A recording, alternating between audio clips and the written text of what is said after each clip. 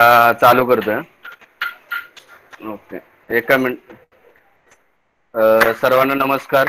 मी रवींद्र शेळके, शेळ्यांचे आहारशास्त्र या समूहाच्या माध्यमातून घेण्यात येणाऱ्या शेळीपालन या विषयावरती तज्ञांचं मार्गदर्शन या गुगल मीट ॲपवरती उपस्थित सर्व शेळीपालक शेतकरी बांधवांचं, आमच्या शेळ्यांचे आहारशास्त्र समूहाचे संकल्पक व निर्माते गट विकास अधिकारी विलास सनेर सर, त्याचबरोबर उपस्थित सर्व मार्गदर्शक आणि शेतकरी बांधवांचं या ठिकाणी मी आमच्या शेळ्यांच्या आहारशास्त्र समूहाच्या वतीने या ठिकाणी सरचं स्वागत करतो.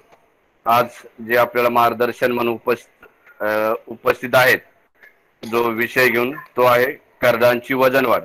आणि मार्गदर्शक आहेत आमच्या शेळ्यांच्या आहारशास्त्र समूहाचे मार्गदर्शक कृषी विज्ञान केंद्र बारामती या ठिकाणी सर्व्हिस केलेले माजी कृषी विस्तार अधिकारी, त्याचबरोबर ज्यांच्या संकल्पनेतून शेळ्यांचे आहार रेशन बॅलन्स कॅल्क्युलेटरची निर्मिती झाली, विविध सोशल मीडियाच्या माध्यमातून सर्वसामान्य शेळी पालकांना सतत मार्गदर्शित करत असतात असे आणि BSc ॲग्री बाळू मोठे मामा यांचं देखील या ठिकाणी मी शेळ्यांचे आहारशास्त्र या समूहाच्या वतीनं सरचे स्वागत करतो.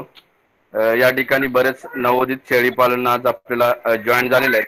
तर आमच्या समूहाची कार्यपद्धती, त्याचबरोबर काम कसं चालतं यासाठी थोडक्यात माहिती देण्यासाठी आमच्या समूहाचे मार्गदर्शक आर्मी मेजर रँक रिटायर, स्वतः डॉक्टर आहेत सर, जेनेटिक मध्ये सरांचा बराच अभ्यास आहे असे डॉक्टर निलेश थोरात सर यांना मी विनंती करतो की आपल्या समूहाबाबत या ठिकाणी थोडक्यात माहिती द्यावी. धन्यवाद. नमस्कार, मी डॉक्टर निलेश थोरात अकोल्यावरनं.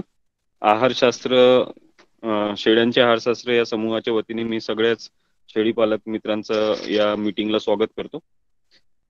शेळ्यांचे आहारशास्त्र हा समूह निशुल्क सर्व तळागाळातील शेतकऱ्यांना मदत करतो. आम्ही नेहमीच आमच्या समूहाचे मार्गदर्शक मंडळी ही बरेच मान्यवर डॉक्टर आणि बरीच मान्यवर मंडळी जसा वेळ भेटेल तसा आपला टेलिग्राम चॅनेलवर आम्ही शेळी पालन करणाऱ्या सगळ्याच बांधवांना निशुल्क मार्गदर्शन आमच्या समूहाच्या मदतीने करत असतो. समूह एकदम बारीक प्रश्नांपासून तर ते गहन डिस्कशन म्हणजे शेळ्यांचे आहार आणि TDN आणि क्रूड प्रोटीन कॅल्क्युलेशन करण्यापर्यंत ते जेनेटिक्सच्या डॉमिनन्स अँड रेसेसिव्ह सारख्या कॅरेक्टरवर डिस्कस करण्यापर्यंत सगळ्याच प्रकारचे प्रश्न समूहामध्ये हाताळल्या जातात. बारीकात बारीक प्रश्नांपासून नवीनात नवीन शेळी पालकाला पण समूह एकदम नेहमीच सामावून घेत असतो. समूहात होणारी चर्चा ही नेहमीच एकदम डीप असते आणि जोपर्यंत उत्तरं व्यवस्थित भेटत नाही तोपर्यंत समूह तो प्रश्न सोडत पण नाही आणि त्या प्रश्नावरची चर्चा नेहमी समूह चालूच ठेवतो. जे नवीन शेतकरी आमच्या समूहाला आज जॉईन झाले असतील त्यांच्यासाठी अत्यंत महत्वाचं आहे आमचं एक टेलिग्राम चॅनल आहे समूहाचं आणि एक YouTube चॅनल आहे ज्याला आपण जॉईन व्हावं. त्याची लिंक आपल्याला चॅटबॉक्समध्ये दिल्या जाईल आणि जे पण आपले बारीक प्रश्न आहेत ते विचारावे. समूहामध्ये जे पण डिस्कशन चालतं, जे कोणी लोक प्रश्न टाकतात त्याच्यावर जे मार्गदर्शन दिलं जातं त्याच्यावर तुम्ही क्रॉस प्रश्न नेहमी विचारू शकता. क्रॉस प्रश्न विचारण्याला इथे खूप मोठी मुभा आहे आणि परवानगी आहे. कोणालाही काढल्या जात नाही क्रॉस प्रश्न केल्यामुळे. समूहाचं ते एक विशिष्ट आहे आणि सखोल माहिती देण्याचा प्रयत्न करा. जे पण नवीन लोक आहेत त्यांनी जेव्हा ते नवीन प्रश्न विचारतात तेव्हा एक बेसिक इन्फॉर्मेशन टाकत चला. कोणालाही अजून एक विनंती करण्याची प्रयत्न करतो, कोणालाही टॅग करून प्रश्न विचारू नका. कारण जर त्या प्रत्यक्ष माणसाचा जर समजा त्या कुठल्या कारणास्तव तो जर ग्रुपवर हजर नसेल तर इतर त्या पर्टिक्युलर माणसाला टॅग केल्यामुळे बाकी लोक थोडेसे हेजिटेट होतात उत्तर द्यायसाठी. तर साधारणतः एक कृपा करून एक सगळ्यांनाच एक विनंती आहे, समूहातलेही लोक आहेत आणि जे पण नवीन पण लोक जॉईन झाले तर आज मामांनी पण मागे सांगितलं होतं याबद्दल, पण तरी एकदा आठवण करून देतो की तुम्ही कुठल्याही एका विशिष्ट माणसाला टॅग करून जर प्रश्न विचारणार तर बाकीचे लोक हेजिटेट होतात उत्तर द्यायसाठी आणि म्हणजे ते असं होऊन जातं की समोरच्याच्या अंगावर ढकलल्यासारखं होऊन जातं. पण एवढी एक विनंती आहे, समूह एकदम निशुल्कपणे काम करतो आणि सगळ्याच लोकांना सामावून घेतो. आपल्या इथे कुठलेही गोष्टीचे पैसे चार्ज केले जात नाही आणि सगळ्यांना व्यवस्थित मार्गदर्शन केलं जातं. धन्यवाद. धन्यवाद सर. मी या ठिकाणी आजचे मार्गदर्शक कृषी विस्तार अधिकारी आणि आरशाद समूहाचे मार्गदर्शक बाळू मोठे मामा यांना विनंती करतो की आपण मार्गदर्शन सुरू करावं. धन्यवाद. सर्वांना नमस्कार. आज आपण जो विषय निवडलेला आहे तो पिल्लांची वजन वाढ असं एक शॉर्ट टायटल आपण त्याला दिलं, पिल्लांची वजन वाढ. ऍक्च्युली हा विषय तसा मोठा आहे. वजन वाढीवरती बऱ्याच बाबींचा प्रभाव पडतो आणि त्या बाबींचा सांगोपांग अभ्यास करण्यासाठी आपण मागच्या 2-3 दिवसापासून ग्रुपमध्ये एक प्रश्नावली निर्माण करण्याचा एक मेसेज किंवा पोस्ट आपण सर्क्युलेट केली होती. आता ते प्रश्न तुम्हाला समोर दिसत आहेत, तर आपण एक एक प्रश्न ह्याच्यामध्ये घेऊया आणि त्याच्यावरती चर्चा करूया.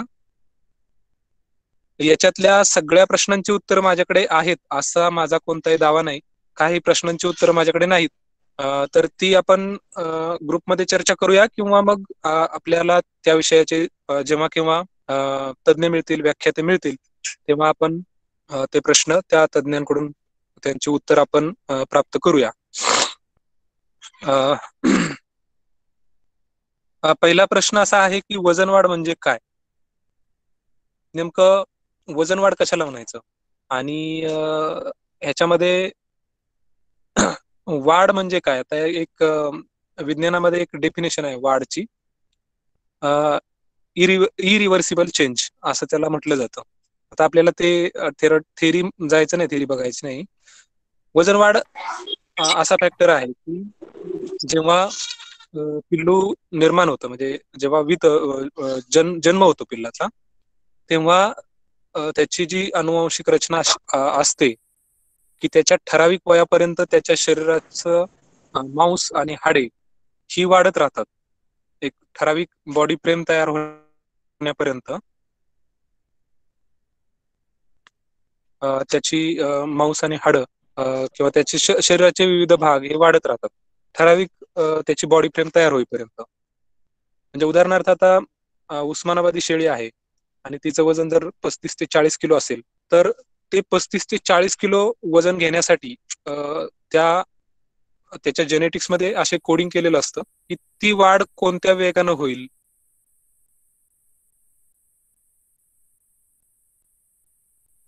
आणि किती दिवस घेतलं जाईल त्या वाढ होण्यासाठी,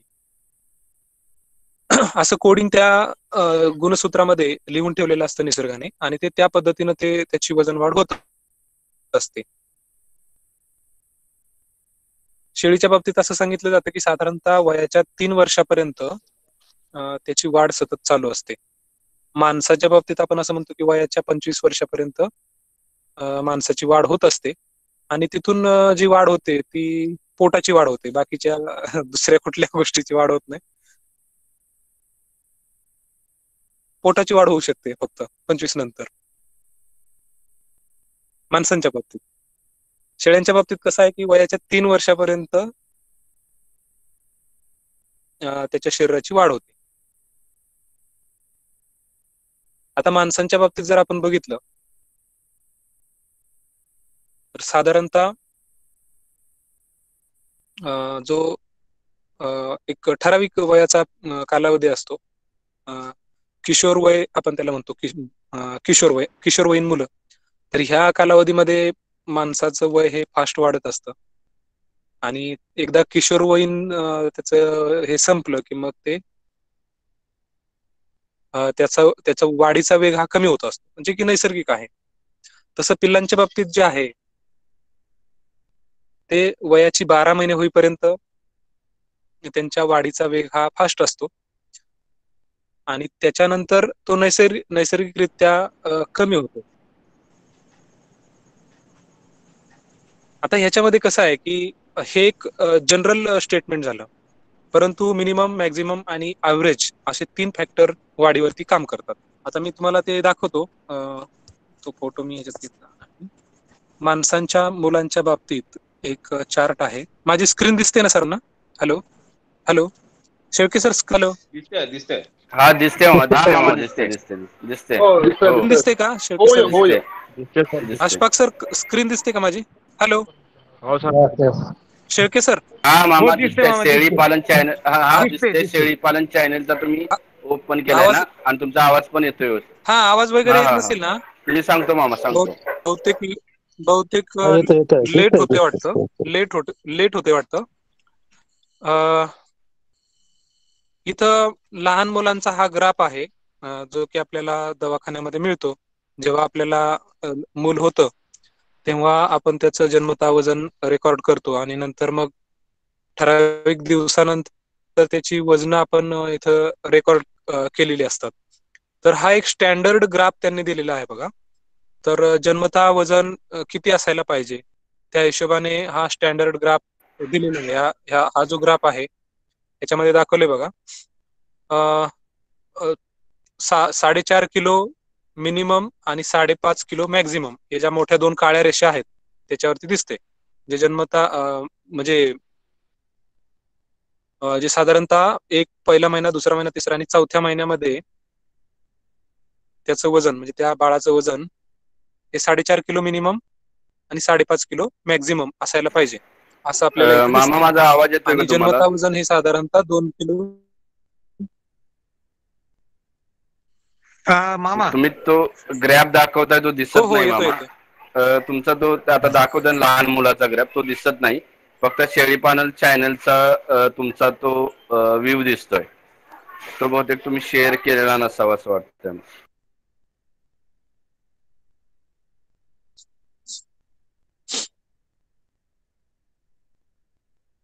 आता दिसतंय का? हा मामा दिसतोय. ओके. हा, तर इथे असं साधारणतः तिसऱ्या महिन्याच्या एंडिंगला आपल्याला आपल्या माणसाच्या मुलाचं वजन हे साधारणतः 4.5 किलो ते 5.5 किलो असायला पाहिजे, ही रेंज दाखवलेली त्यांनी. अशीच रेंज आपल्याला पुढे इथं दिसते, पुढच्या ह्याच्यामध्ये दिसते. त्याच्यानंतर पुढचा जो ग्राफ आहे तो बघा. इथे पुन्हा आपल्याला दिसते की 8 किलो मिनिमम आणि 10 किलो मॅक्झिमम असं आपल्याला इथं दिसते. त्याच्यानंतर हा जो ग्राफ आहे वय वर्ष 3 ते 4 मध्ये 11.5 किलो मिनिमम आणि 14.5 किलो मॅक्झिमम असं आपल्याला दिसते. आता हे जास्त डिटेलमध्ये जायची गरज नाही. सांगायचा उद्देश हा आहे की करडांच्या वजनाच्या बाबतीत सुद्धा असंच आहे. जर तुमचं मॅनेजमेंट चांगलं असेल, एकदम उत्तम असेल, तर तुम्हाला चांगली वजन वाढ मिळेल, मॅक्झिमम वजन वाढ मिळेल. आणि जर मॅनेजमेंट खराब असेल तर मिनिमम वजन वाढ मिळेल. आणि त्याच्यापेक्षा एकदम पुअर मॅनेजमेंट असेल तर मिनिमम सुद्धा मिळणार नाही. ह्या हिशोबाने आपल्याला आपलं जे मॅनेजमेंट आहे ते का मॅक्झिमम लेवलकडे जाईल या हिशोबाने आपल्याला नियोजन करणं आवश्यक आहे. त्या हिशोबाने आपल्याला चर्चा करायची आहे. पुढचा प्रश्न आहे, वजन वाढ का होत नाही? ह्याच्यात अनेक गोष्टी आहेत, जसं की अनुवंश आहे. त्याच्यानंतर तुमचं व्यवस्थापन हा एक महत्वाचा मुद्दा आहे. अनुवंश आणि व्यवस्थापन हे 2 महत्वाचे मुद्दे याच्यामध्ये आहेत. त्याच्यानंतर आजारपण, ह्या गोष्टी आहेत. आजारावर तुम्हाला नियंत्रण कसं मिळवता येते, किती दिवस रिकव्हरीला लागतायत, ह्या गोष्टी त्याच्यामध्ये आहेत. तुम्ही चारा खुराक काय देताय, दूध किती मिळतंय पिल्लांना, ह्या गोष्टी त्याच्यामध्ये आहेत. अशा अनेक गोष्टी वजन वाढीच्या संदर्भात लागू पडतात. आणि जेव्हा तुम्हाला हळूहळू अनुभव येतो शेळीपालनाचा, तेव्हा तेव्हा वजन वाढीच्या बाबतीत तुमची जी काही मतं असतात किंवा जी काही विचार पद्धती असते ती विकसित होत असते. तर हा एक जनरल प्रश्न आहे. पर्टिक्युलर प्रश्न आपल्याला 3 नंबरचा प्रश्न पर्टिक्युलर आहे. जन्मता वजन आणि वजन वाढ याचा काय संबंध आहे? तर ह्याच्यावरती आपल्याला अनेक तज्ञांनी सांगितलेलं आहे. आणि माझा स्वतःचा एक ग्राफ मी काढलेला आहे, तो मी तुम्हाला इथे दाखवतो. हा ग्राफ मी 2 वर्षापूर्वी काढलेला आहे. आणि साधारणतः त्यावेळेला 71 वेत झालेली आहे बघा, इथे दिसतं 71 आकडा. 71 वेत माझी त्यावेळेला झाली होती पिल्लांची. तर जी खालची लाल रेषा आहे ती जन्मतः वजनाची रेषा आहे. खालची जी लाल रेषा आहे ती जन्मतः वजनाची रेषा आहे, आणि वरची जी पोपटी रेषा आहे खालीवर जाणारी, ती 3 महिन्यानंतरचं जे वजन असतं 90 दिवसाचं, त्या वजनाची ती पोपटी रेषा आहे. खूप अप अँड डाऊन त्याच्यामध्ये आहेत पोपटी रेषेमध्ये. आणि त्या पोपटी रेषेमध्ये एक काळी रेषा आहे बघा. तर ती काळी रेष म्हणजे त्या वजनांची सरासरी आहे, म्हणजे जे 3 महिन्याची वजन आहेत त्यांची सरासरी आहे. आता बघा, जी जन्मतःची वजन आहेत ती आपण काय केली की चढत्या क्रमानं लावून घेतली. म्हणजे जे सगळ्यात कमी वजन असेल ते पहिल्यांदा लावलं. म्हणजे समजा अर्धा किलोचं जर करडू झालं, अर्धा किलोचं झालं नाही माझ्याकडे, परंतु जर झालं तर ते पहिल्यांदा येईल, मग 1 किलोचं येईल, मग 1.5 किलोचं येईल, मग 2 किलोचं, मग 2.5 किलोचं, मग 3.5 किलोचं. अशी करडांची क्रमवारी लावली आपण, आणि मग त्या करडांची 3 महिन्याची वजन आपण त्याच्या पुढे लावली, आणि मग त्याचा हा आपण ग्राफ काढलेला आहे. तर आपल्याला असं दिसतं की ज्या पद्धतीनं करडाची जन्मतः वजन ही वाढत वाढत गेलेली आहेत बघा. म्हणजे इथं 5 हा आकडा आहे बघा, इथे 5 आकडा आहे. म्हणजे इथं साधारणतः 1 किलोच्या आसपास, जिथून लाल रेष सुरू होते तिथून तिथे 1 किलोच्या आसपास ते पहिलं वजन आहे. आणि मग हळूहळू हा लाल रेष वाढत वाढत वरती जाते, आणि साधारणतः 5च्या पुढे गेले बघा. हे लाल रेष जी आहे ती 5च्या पुढे गेलेली आहे. आता इथे काय केलंय आपण, अजून एक मुद्दा इथे सांगायचा राहिला. ज्या शेळीला 2 पिल्लं झालीत त्या 2 पिल्लांची एकत्रित वजन आपण इथं घेतलेली आहेत. म्हणजे तुम्ही म्हणाल की 5 किलोपेक्षा सुद्धा जास्त एका पिल्लाचं वजन मिळालं काय तुम्हाला, तर तसं नाही. ज्या शेळीला 2 पिल्लं झालेत त्या दोन्ही पिल्लांची जन्मतःची एकत्रित वजन आपण इथं घेतलेली आहे. कारण ही 71 वेत आहेत. जर जर आपण प्रत्येक पिल्लू सेपरेट मानलं असतं तर मग ही जवळपास 140 किंवा 150 आकडे इथं आले असते. तर ह्याच्यावरून असं दिसतंय आपल्याला बघा की जशी लाल रेषा वरची म्हणजे 5 कडे जाईल, वरच्या बाजूला सरकेल, म्हणजे वाढत जाईल वजन, तशी तशी वरची पोपटी रेषा ही हळूहळू वाढलेली आहे. त्याच्यात अप अँड डाऊन आहेत, परंतु हळूहळू तिचा पण ग्राफ जो आहे तो वरच्या बाजूला गेलेला आहे. ह्याच्यावरून असं सिद्ध होतं, म्हणजे शास्त्रज्ञांनी पण सिद्ध केलंय, आणि तुम्हाला मी माझं प्रत्यक्षात उदाहरण दाखवलं. ह्याच्यावरून असं सिद्ध होतं की जी जन्मतःची वजन आहेत त्या वजनावरती पिल्लांची 3 महिन्याची वजन डिपेंड असतात. तर असं का, तर जे पिल्लू 1.5 किलोचं आहे त्याला आपण वजनाच्या 10% दूध पाजणार, म्हणजे किती किती मिली दूध पिलतो, त्याच्या वजनाच्या 10% काय, म्हणजे समजा आपण म्हणूया का 50 मिली पिलं तो. आणि जे पिल्लू 3.5 किलोचा आहे तो त्याच्या वजनाचं जर दूध, त्याच्या वजनाच्या 10% जर दूध पिणार असेल तर तो साधारणतः समजा की 100 मिली किंवा 150 मिली दूध पितो. तर जो जास्त दूध पितोय त्याचंच वजन वाढेल ना. तर ह्या हिशोबाने जन्मतः वजन जर चांगली असतील तर आपल्याला पिल्लांची 3 महिन्याची वजन चांगली मिळतात. आता पुढचा प्रश्न असा आहे, पहिल्या 2 महिन्यात मिळणारे दूध आणि वजन वाढ यांचा काय संबंध आहे. आता इथं पहिल्या 2 महिन्यातच का घेतले आपण, तर पहिल्या 2 महिन्यात पिल्लू हे पूर्णतः दुधावरती अवलंबून असतं, खुराक खातच नाही ते, आणि जरी खाल्ला तरी त्या खुराकाने काय वजन वाढ होत नाही. म्हणजे दररोज समजा त्यानं जर 25 ग्रॅम खुराक खाल्ला तर 25 ग्रॅमने काय वजन वाढ होत नाही. कारण आपली दररोजची वजन वाढ ही साधारणतः 150 ग्रॅम, 160 ग्रॅम, 180 ग्रॅम अशी एका पिल्लाची असते. आणि जर 25 ग्रॅम त्यानं जर खुराक खाल्ला तर मग त्याच्यापासून आपल्याला 2 नाही तर 3च ग्रॅम वजन वाढ मिळेल. कारण जेवढा इंटेक असेल, म्हणजे जो काही चारा किंवा खुराक किंवा दूध त्याच्या पोटात जाईल त्याच्या हिशोबानेच त्याचा FCR लक्षात घेऊनच त्याचं वजन वाढ होईल. मग जर 25 ग्रॅम खुराक खाल्ला तर 25 ग्रॅम किती वजन वाढ मिळणार आहे आपल्याला. म्हणून त्याला पहिल्या 2 महिन्यात किती दूध मिळतंय ह्या हिशोबावरती त्याची 2 महिन्यातली वजन वाढ होईल, आणि 2 महिन्यात त्याची जी काही वजन वाढ झाली त्या हिशोबावरती तिथून पुढे त्याची 6 महिन्यापर्यंतची जी वजनवाढ आहे ती पहिल्या 2 महिन्याच्या वजनवाढीवरती डिपेंड आहे. म्हणजे इथं असं लक्षात घ्या, प्रश्न क्रमांक 3 आणि प्रश्न क्रमांक 4 हे मुद्दाम इथं ह्या हिशोबाने घेतलेले आहेत बघा. उदाहरणार्थ एखादं पिल्लू आहे आणि त्याचं जन्मता वजन 2 किलो आहे आणि दुसऱ्या एका शेळीचं पिल्लू आहे आणि त्याचं जन्मता वजन 2.5 किलो आहे. असं जर असेल आणि 2 किलो वजन असलेल्या शेळीला जर जास्त दूध असेल आणि 2.5 किलो वजन असलेल्या पिल्लाला जर दूध कमी प्यायला मिळत असेल तर कोणाची वजन वाढ जास्त होईल? साहजिकच जे 2 किलो आहे, 2 किलो जन्मता वजन आहे, त्याचीच आपल्याला जास्त वजन वाढ मिळेल. परंतु इन जनरल म्हणजे सगळ्या वेतांचा जर तुम्ही अभ्यास केला तर ज्यांची जन्मता वजन जास्त आहेत त्यांना होते. त्याच हिशोबाने ज्यांची 2 महिन्याची वजन जास्त आहेत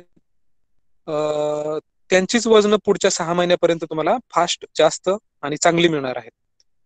मग समजा जे 2 किलोचं पिल्लू आहे आणि एक 2.5 किलोचं पिल्लू आहे आणि त्यांची जर 2 महिन्याची वजन समजा 10-10 किलो झाली दोघांची, तर मग काय होईल? तर तिथून पुढे पण अशी शक्यता आहे की दोघांची वजन सेम रेटने, सेम वेगाने, सेम एकाच ह्यानं पुढे वाढत जातील जर त्यांची 2 महिन्याची वजन 10-10 किलो दोघांची पण आली तर. म्हणजे या ठिकाणी आपल्याला असं लक्षात येईल की या ठिकाणी दुधाचा इफेक्ट हा पडलेला आहे 2 महिन्यामध्ये आणि जन्मताचं जे वजन आहे त्याला इथे म्हणजे तो जो निकष आहे तो इथे लागू पडत नाही अशा केसमध्ये. म्हणजे ह्याच्यावरून ही गोष्ट मला इथं सांगायची आहे. म्हणजे तो जो निकष आहे की जन्मता वजन जास्त तर आपल्याला 3 महिन्याची वजन वाढ जास्त, हा जो निकष आहे तो सर्वसमावेशक नाही. शेळीला दूध किती आहेत, शेळीला पिल्ल आपण समजा एखाद्या शेळीला जर 2 पिल्ल झाली आणि त्या शेळीचं जर तुम्ही एकच पिल्लू त्या शेळीला पिऊ दिलं आणि एक पिल्लू दुसऱ्या शेळीला पाजलं तर काय होईल की त्या पिल्लाला जास्त दूध मिळेल आणि परिणामतः त्याचं 2 महिन्याचं वजन 3 महिन्याचं वजन हे जास्त मिळणार आहे, म्हणजे जरी त्याचं जन्मतः वजन कमी असलं तरी. म्हणून ह्या गोष्टीचं सांगायचं तात्पर्य असं आहे की जेव्हा तुम्ही वेतांचं नियोजन करता किंवा प्रजननाचं नियोजन करता तेव्हा ही गोष्ट लक्षात घ्यायची. म्हणजे मी कटिंगच्या शेळी पालनाच्या संदर्भात बोलतो. जेव्हा तुम्हाला वेत मिळवायचे असतात तेव्हा ही गोष्ट लक्षात घ्यायची की समजा 20 शेळ्या जर तुमच्या असतील तर दर 3 महिन्यांनी त्याच्यातल्या 4 ते 5 शेळ्या व्यायला पाहिजेत. दर 3 महिन्यांनी 4 ते 5 शेळ्या व्यायला पाहिजेत. असं का? तर साधारणतः आपण 2.5 महिन्यानं दूध कमी करतो, एकच टाइम पाजतो आणि 3 महिन्यानं त्या पिल्लांचं दूध पूर्ण बंद करतो. मग ती शेळी जर पुढे आपल्याला महिना 1.5 महिने किंवा 2 महिने दूध देणार असेल, ज्यांचं आपण दूध तोडलेलं आहे, तर अशा शेळ्यांचं दूध आपण ज्या नवीन करड झालेली आहेत 15 दिवसाची, महिन्याभराची, त्यांना आपण ते एक्स्ट्राचं दूध पाजून त्यांना आपण त्यांची जी 3 महिन्याची वजन वाढ आहे ती जास्तीची करून घेऊ शकतो. आणि 3 महिन्याची जर वजन वाढ आपल्याला जास्त मिळाली तर मग पुढची वजन वाढ म्हणजे जी 6 महिन्याची वजन वाढ आहे ती आपल्याला निश्चित जास्त प्रमाणात मिळते. कारण इथं एकच तत्व लागू होतं, कोणताही जीव म्हणजे अगदी तो जन्माला आल्यापासून, पहिला श्वास घेतल्यापासून तो त्याच्या मानेवर सुरी फिरेपर्यंत तो त्याच्या वजनाच्या हिशोबाने चारा खात असतो किंवा दूध पित असतो. जितकं जास्त वजन तितकी त्याची इनटेक कॅपॅसिटी जास्त असते, तितकं तो चारा खाण्याची, त्याला पचवण्याची, खुराक खाण्याची, त्याला पचवण्याची क्षमता, दूध पिण्याची, दूध पचवण्याची क्षमता ही त्याची जास्त असते. म्हणजे थोडक्यात आपण गाभण काळापासूनच जी सुरुवात करा म्हणतो शेळीच्या खुराकाची, ते ऍक्च्युली आपण शेळीला खुराक नाही देतो, आपण त्या पिल्लालाच खुराक देत असतो. फक्त तो इनडायरेक्टली त्या पिल्लांपर्यंत पोहोचत असतो. म्हणून असं सांगितलं जातं की गाभण काळामध्ये शेळीला जास्तीचा खुराक हा शेवटच्या 6 आठवड्यामध्ये दिला पाहिजे. तर त्याचं हे कारण आहे. तर सांगायचं तात्पर्य असं की जन्मता वजन जास्त पाहिजे, ओढून ताणून आणायचं नाही. जन्मता वजन जास्त, नॅचरली जेवढं मिळेल त्याच्यावरती समाधान मानायचं. नाहीतर तुम्ही एकदम फास्ट फॉरवर्ड भरपूर खुराक द्याल त्या शेळीला तर वेगळंच काहीतरी होऊन बसेल. एक नॅचरल रुटीन ठेवा. नॅचरल रुटीनने जे काही तुम्हाला 2 किलोचं 2.5 किलोचं वजन मिळेल त्या हिशोबाने तुम्ही काम करा. अगदी तुम्हाला 3 किलो 3.5 किलोची जन्मताची वजन मिळायला पाहिजेत असा हट्ट धरू नका. हट्ट करण्यासारखा हा शेळी पालनाचा व्यवसाय नाही. ह्याच्यात रुटीनने काम केलं पाहिजे आणि रुटीननेच चाललं पाहिजे, तेव्हा आपल्याला ते जमतं. बरेचसे लोक असं सांगतात की शेळ्याच्या तब्येती एकदम चांगल्या पाहिजेत, तर तसं नाही चालत. कटिंगच्या शेळीपालनामध्ये शेळ्यांच्या तब्येती खूप चांगल्या ठेवून आपल्याला परवडत नाही आर्थिकदृष्ट्या. आपल्याला शेळ्यांच्या तब्येती अशा ठेवायला लागतात की त्या कृश पण दिसल्या नाही पाहिजेत आणि एकदम ताज्या पण नाही दिसल्या पाहिजेत, एकदम तगड्या पण नाही दिसल्या पाहिजेत. मध्यम स्वरूपाच्या शेळ्या आपल्याकडे जर असतील तर त्यांचे आपल्याला वेत पण योग्य मिळतात, पिल्लांची वजन पण योग्य मिळतात आणि आपल्याला इकॉनॉमिकली प्रॉफिटेबल होतं ते. माझा नेहमीच फोकस हा जन्मता वजनावरती कधी नसतो. जे काही नॉर्मल रुटीन प्रमाणे आपल्याला जन्मता वजन मिळतं 2 किलो 2.5 किलो, त्याच्यावरती मी समाधानी असतो. आपला जास्त फोकस हा जन्मल्यानंतर त्याला जास्तीत जास्त दूध कसं मिळेल आणि त्याच्यानंतर 2 महिन्याचा झाल्यानंतर तो जास्तीत जास्त खुराक कसा खाईल याच्याकडे माझा फोकस असतो. याचं कारण असं बघा, तो गर्भाशयात 5 महिने वेळ घेत असतो. 5 महिन्यात त्या शेळीला जर आपण जास्तीचा खुराक दिला तर त्याचं कॅल्क्युलेशन करा तुम्हाला किती खुराक लागेल आणि किती पैसे जातील. आणि त्याच्यानंतर शेळी विल्यानंतर शेळीला आपण जर एक्स्ट्रा खुराक दिला किंवा काही झाडपाला वगैरे दिला आणि तिला जास्त दूध देण्यासाठी प्रवृत्त केलं किंवा तसं आहार मॅनेजमेंट करून जास्त दूध तिच्याकडून आपण प्राप्त केलं आणि ते पिल्लांना पाजलं, तर जास्तीच्या दुधावरती म्हणजे त्याला जर आपण पोटभर दूध पाजलं तर एका महिन्यामध्ये आपल्याला 5 ते 7 किलो वजनवाढ करडांची मिळते, गावरान शेळ्यांची, एका महिन्यामध्ये. म्हणजे तुम्ही विचार करा की 5 महिन्यामध्ये म्हणजे गर्भामध्ये पिल्लू असताना 5 महिन्यामध्ये तुम्ही खर्च करताय आणि तुम्हाला मॅक्झिमम 3 किलो वजनवाढ मिळेल पिल्लू जन्मताची. परंतु तोच जर खर्च आपण पहिल्या महिन्यात केला किंवा पहिल्या 2 महिन्यात शेळीच्या आहारावरती केला तिनं जास्त दूध देण्यासाठी, तर आपल्याला वजनवाढ एका महिन्यात 5 किलो हॅलो मिळू शकते. मामा, हा बोला. स्क्रीन प्रेझेंट स्टॉप झालंय तुमचं, परत एकदा स्क्रीन प्रेझेंट करा.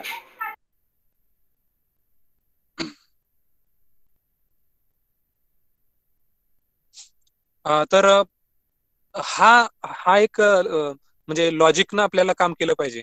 नुसतं कोणी सांगतंय म्हणून आपण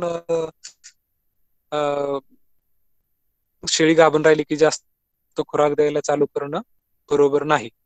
आपल्याला इकॉनॉमिकली काय परवडतंय, कसं असतं की 2 पार्ट असतात. एक म्हणजे जेव्हा तज्ञ आपल्याला सांगतो तेव्हा तो तुमच्या इकॉनॉमिक्सचा विचार करत नाही.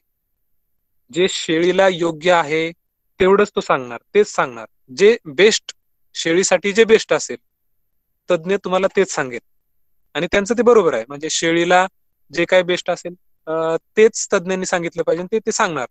परंतु इकॉनॉमिकल पार्ट आपल्याला बघितला पाहिजे.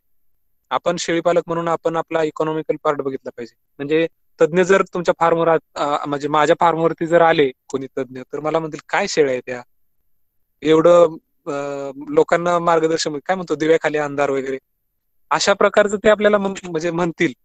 परंतु मी त्याच्यात समाधानी आहे, कारण लय शेळ्या तगड्या करून आपल्याला इकॉनॉमिकल परवडत नाही. त्याच्यामुळे आपण हा विचार करतो की आपल्याला 9 महिन्यामध्ये एक वेत मिळालं पाहिजे आणि आपल्याला पिल्लांची वजनं ही 3 महिन्यामध्ये 16 किलो गेली पाहिजे. मी तुम्हाला एक हे दाखवतो. हे बघा, या तारखा आहेत 2018 मधल्या.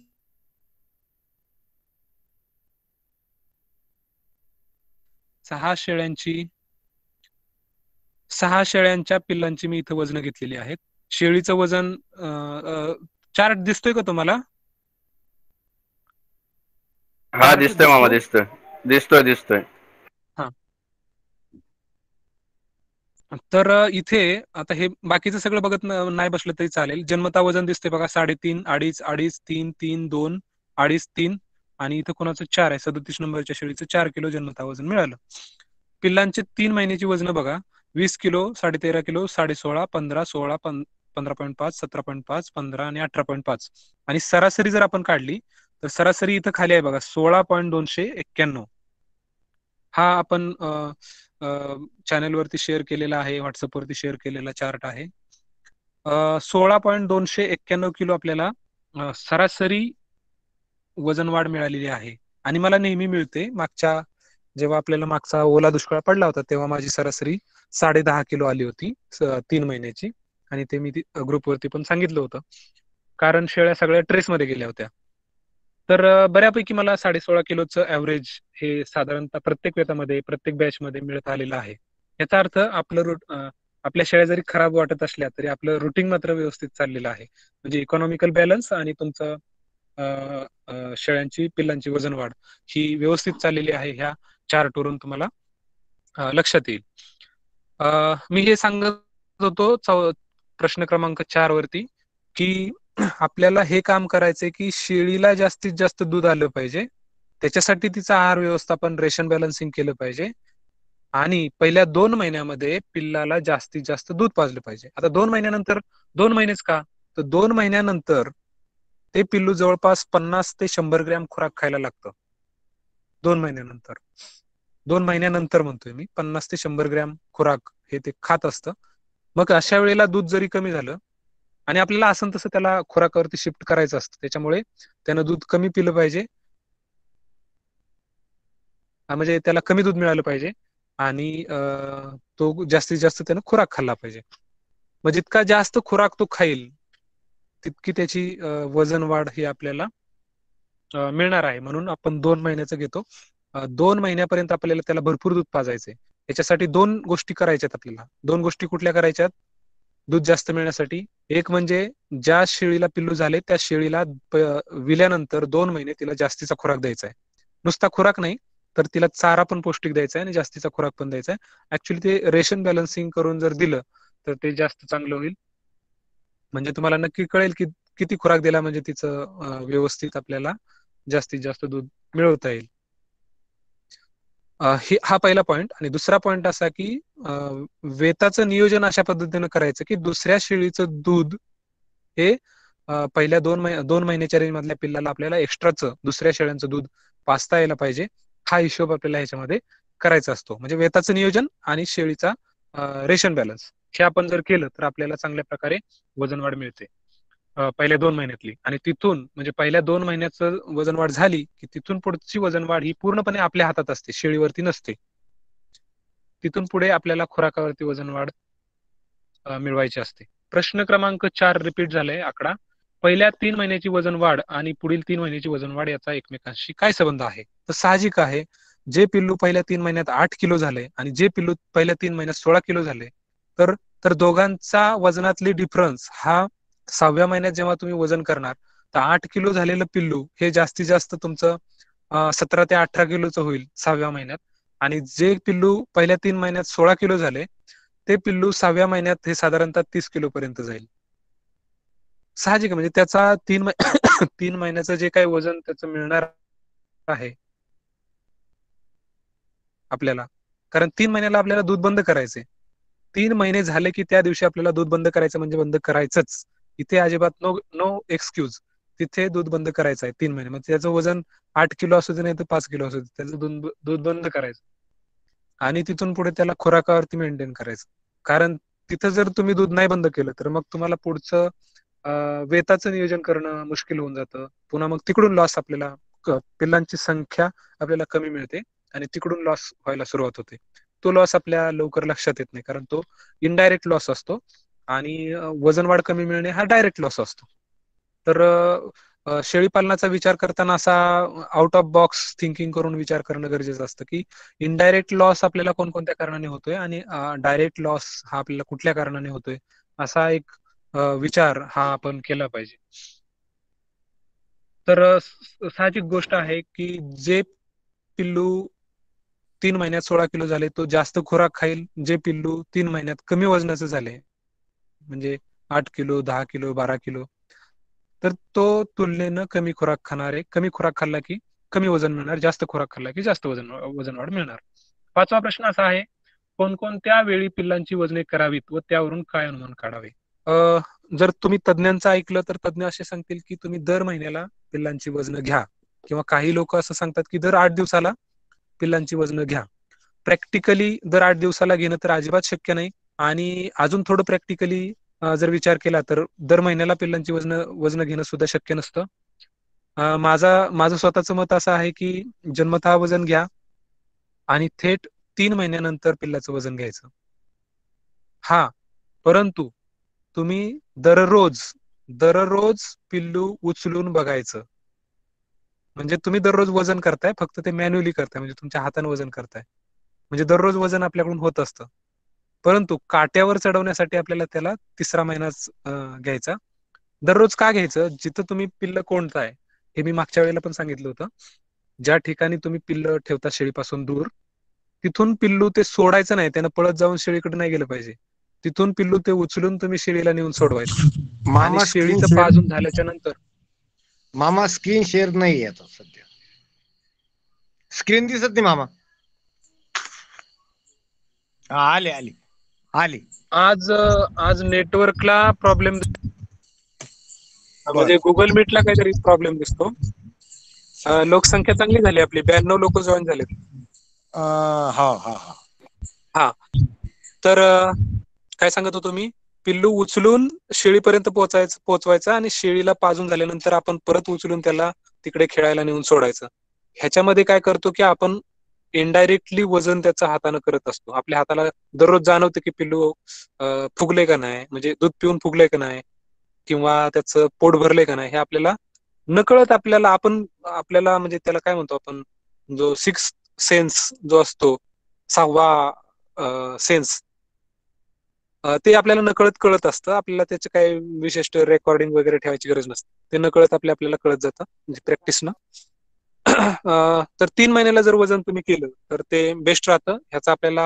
ह्या वजनाचा आपल्याला उपयोग हा अनुवांशिक सुधारणेसाठी सुद्धा करता येतो. 3 महिन्याला दोघांची वजन करायची, जन्मतः सुद्धा दोघांची वजन करायची. दोघांची म्हणजे कोणाची? पिल्लाचं वजन जन्मतः करायचं, सोबत त्याच्या आईचं वजन सुद्धा करायचं. ज्या दिवशी तुम्ही पिल्लाचं वजन करताय त्याच दिवशी आईचं वजन करायचं. आणि 3 महिन्याची पिल्लं झाल्यानंतर पिल्लांची वजन करायची आणि त्याच वेळेला आईचं पण वजन करायचं. ह्याच्यातून खूप खूप इंटरेस्टिंग डेटा आणि तुम्हाला तुमच्या कळप सुधारण्यासाठी किंवा तुम्ही काय चुकताय हे फाइंड आउट करण्यासाठी हे 2 रिडिंग अत्यंत महत्वाचे आहेत.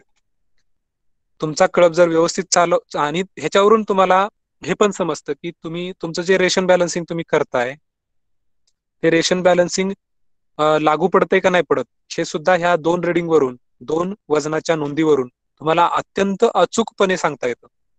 आणि ते कसं सांगता येतं त्याच्यासाठी आपण एक एक्सेल कॅल्क्युलेटर तयार केलेला आहे, एक्सेल प्रोग्राम तयार केलेला आहे. त्या प्रोग्राम मध्ये तुम्ही वजन भरली की तुम्हाला तुमच्या शेळी पालनामध्ये तुमचं काय चुकतंय हा तो प्रोग्राम तुम्हाला सांगेल. तुम्ही स्वतः शोधलं तर उत्तमच आहे, पण तुमच्या नाही लक्षात आलं तर तो प्रोग्राम तुम्हाला सांगेल की तुमचं नेमकं कुठं चुकतंय ते. असा एक खूप ऍडव्हान्स प्रोग्राम आपण तयार केलेला आहे. म्हणजे मी स्वतः तरी असं म्हणतो की ऍडव्हान्स आहे. माहित नाही जगामध्ये असं काही तयार केलेलं आहे की नाही केलं. माझ्यापर्यंत अजून काही पोहोचलं नाही किंवा मी त्याच्यापर्यंत अजून पोहोचलेलो नाही. परंतु मी असं सांगेन की एक ऍडव्हान्स एक्सेल प्रोग्राम आपण तयार केलेला आहे, ज्याच्यामध्ये आपल्याला आपल्या शेळी पालनातल्या ज्या चुका आहेत त्या चुका आपल्या लक्षात येतील, प्लस आपल्याला अनुवांशिक सुधारणा त्याच्यामधून करता येईल, अशा प्रकारचा प्रोग्राम आपण तयार केलाय. त्याचं थोडं काम बाकी आहे, ते काम झाल्यानंतर आपण लवकरच सगळ्यांना मोफत निशुल्क उपलब्ध करून देणार आहोत. 5वा प्रश्न आहे कोणकोणत्या हाती झालं. 6वा प्रश्न आहे खुराक केव्हा सुरू करावा. हा, तर हा अत्यंत जिव्हाळ्याचा विषय आहे लोकांचा, आणि अनेक लोक अनेक वेळा वारंवार हा प्रश्न विचारत असतात.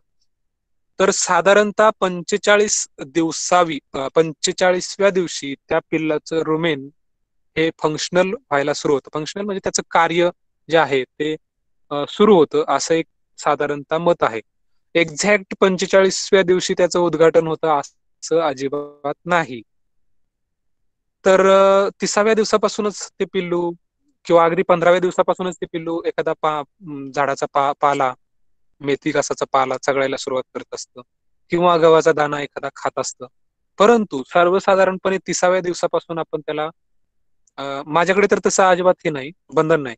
म्हणजे सगळी पिल्लं एकत्र असतात, म्हणजे 3 महिन्याची, 6 महिन्याची आणि जन्मतः पिल्लं सगळी एकत्र असतात. आणि ज्याला खायचंय, म्हणजे ज्या, समजा उदाहरणार्थ एखाद्या जन्मतः जे आज जन्मलेलं पिल्लू आहे त्याला जर गहू खायचा असेल तर मी त्याला फ्री चॉईस दिलेला आहे की तू खा, पण ते खात नाही. जर खात असतं तर मग आज माझं नाव वेगळ्या ठिकाणी गेलं असतं. तर तसं होत नाही ते.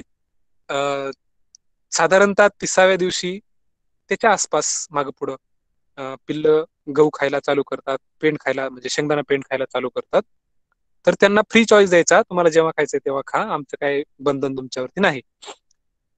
जसं की आपली मुलं जेव्हा शाळेत जातात तेव्हा गणवेशातच यायला पाहिजे, बुटच घातले पाहिजे, टाईज बांधला पाहिजे किंवा असं काही जी बंधन आपण लावतो, तसं इथं शेळ्यांना बंधन घालायची नाहीत आपल्याला पिल्लांना. त्याला जेव्हा त्याला खुराक खायचा आहे तेव्हा खाऊ द्यायचा, फक्त बंधन पाण्यावरती असेल. पाणी हे पहिले 30 दिवस लहान पिल्लांना पिऊ द्यायचं नाही, कारण तो पाण्याच्या मार्फत वेगवेगळे इन्फेक्शन त्याला होऊ शकतात, त्याच्यामुळे पाणी फक्त पिऊ द्यायचं नाही, बाकी सगळं त्याला फ्री चॉईस ठेवायचं. अगदी त्याला मी माती खायला सुद्धा फ्री चॉईस देतो, त्याला जर माती खायची असेल ना तर माती सुद्धा खाऊ देतो. म्हणजे थोडस वाढीव बोलतोय मी, परंतु आहे माझ्याकडे फ्री चॉईस. मी माती खातात म्हणून आजपर्यंत अगदी पहिले वर्ष दीड वर्ष उपाय केला, परंतु त्याच्यानंतर आजपर्यंत माती खाते म्हणून पिल्लांना अजिबात उपाय केलेला नाही. खात असेल तर खाऊ देतो. थोडस वाढीव आहे, हे काय तुम्ही लागू करून घेऊ नका तुमच्यासाठी. तर खुराक हा साधारणतः 30व्या दिवशी चालू करायचा. हा हे उत्तर झालं. सातवा प्रश्न आहे, वयानुसार काय खुराक द्यावा. तर आपण पहिला प्रश्न असा घेतला होता की वाढ म्हणजे काय. वाढ होते म्हणजे काय, की त्याच्या शरीरामध्ये प्रथिन मांसजन्य प्रथिन त्याला आपण म्हणतो. प्रथिनांचे 2 प्रकार आहेत, वनस्पतीजन्य प्रथिन आणि प्राणीजन्य प्रथिन. जी प्रथिन वनस्पती बनवते त्याला वनस्पतीजन्य प्रथिन म्हणायचं, आणि जी प्रथिन प्राणी बनवतात ती प्राणीजन्य प्रथिन झाली. आता होतं काय, वनस्पती स्वतःसाठी प्रथिन तयार करते आणि ती प्रथिन बनवून स्वतःची बॉडी वाढवते, म्हणजे स्वतःचं शरीर प्रथिनांच्या सांगाड्यानं ती वाढवत असते. प्रथिन आणि कार्बोहायड्रेट या दोघांच्या मिलनातून त्याची बॉडी आणि काही मिनरल्स यांच्या माध्यमातून बॉडी वाढत असते किंवा शरीर वाढत असतं.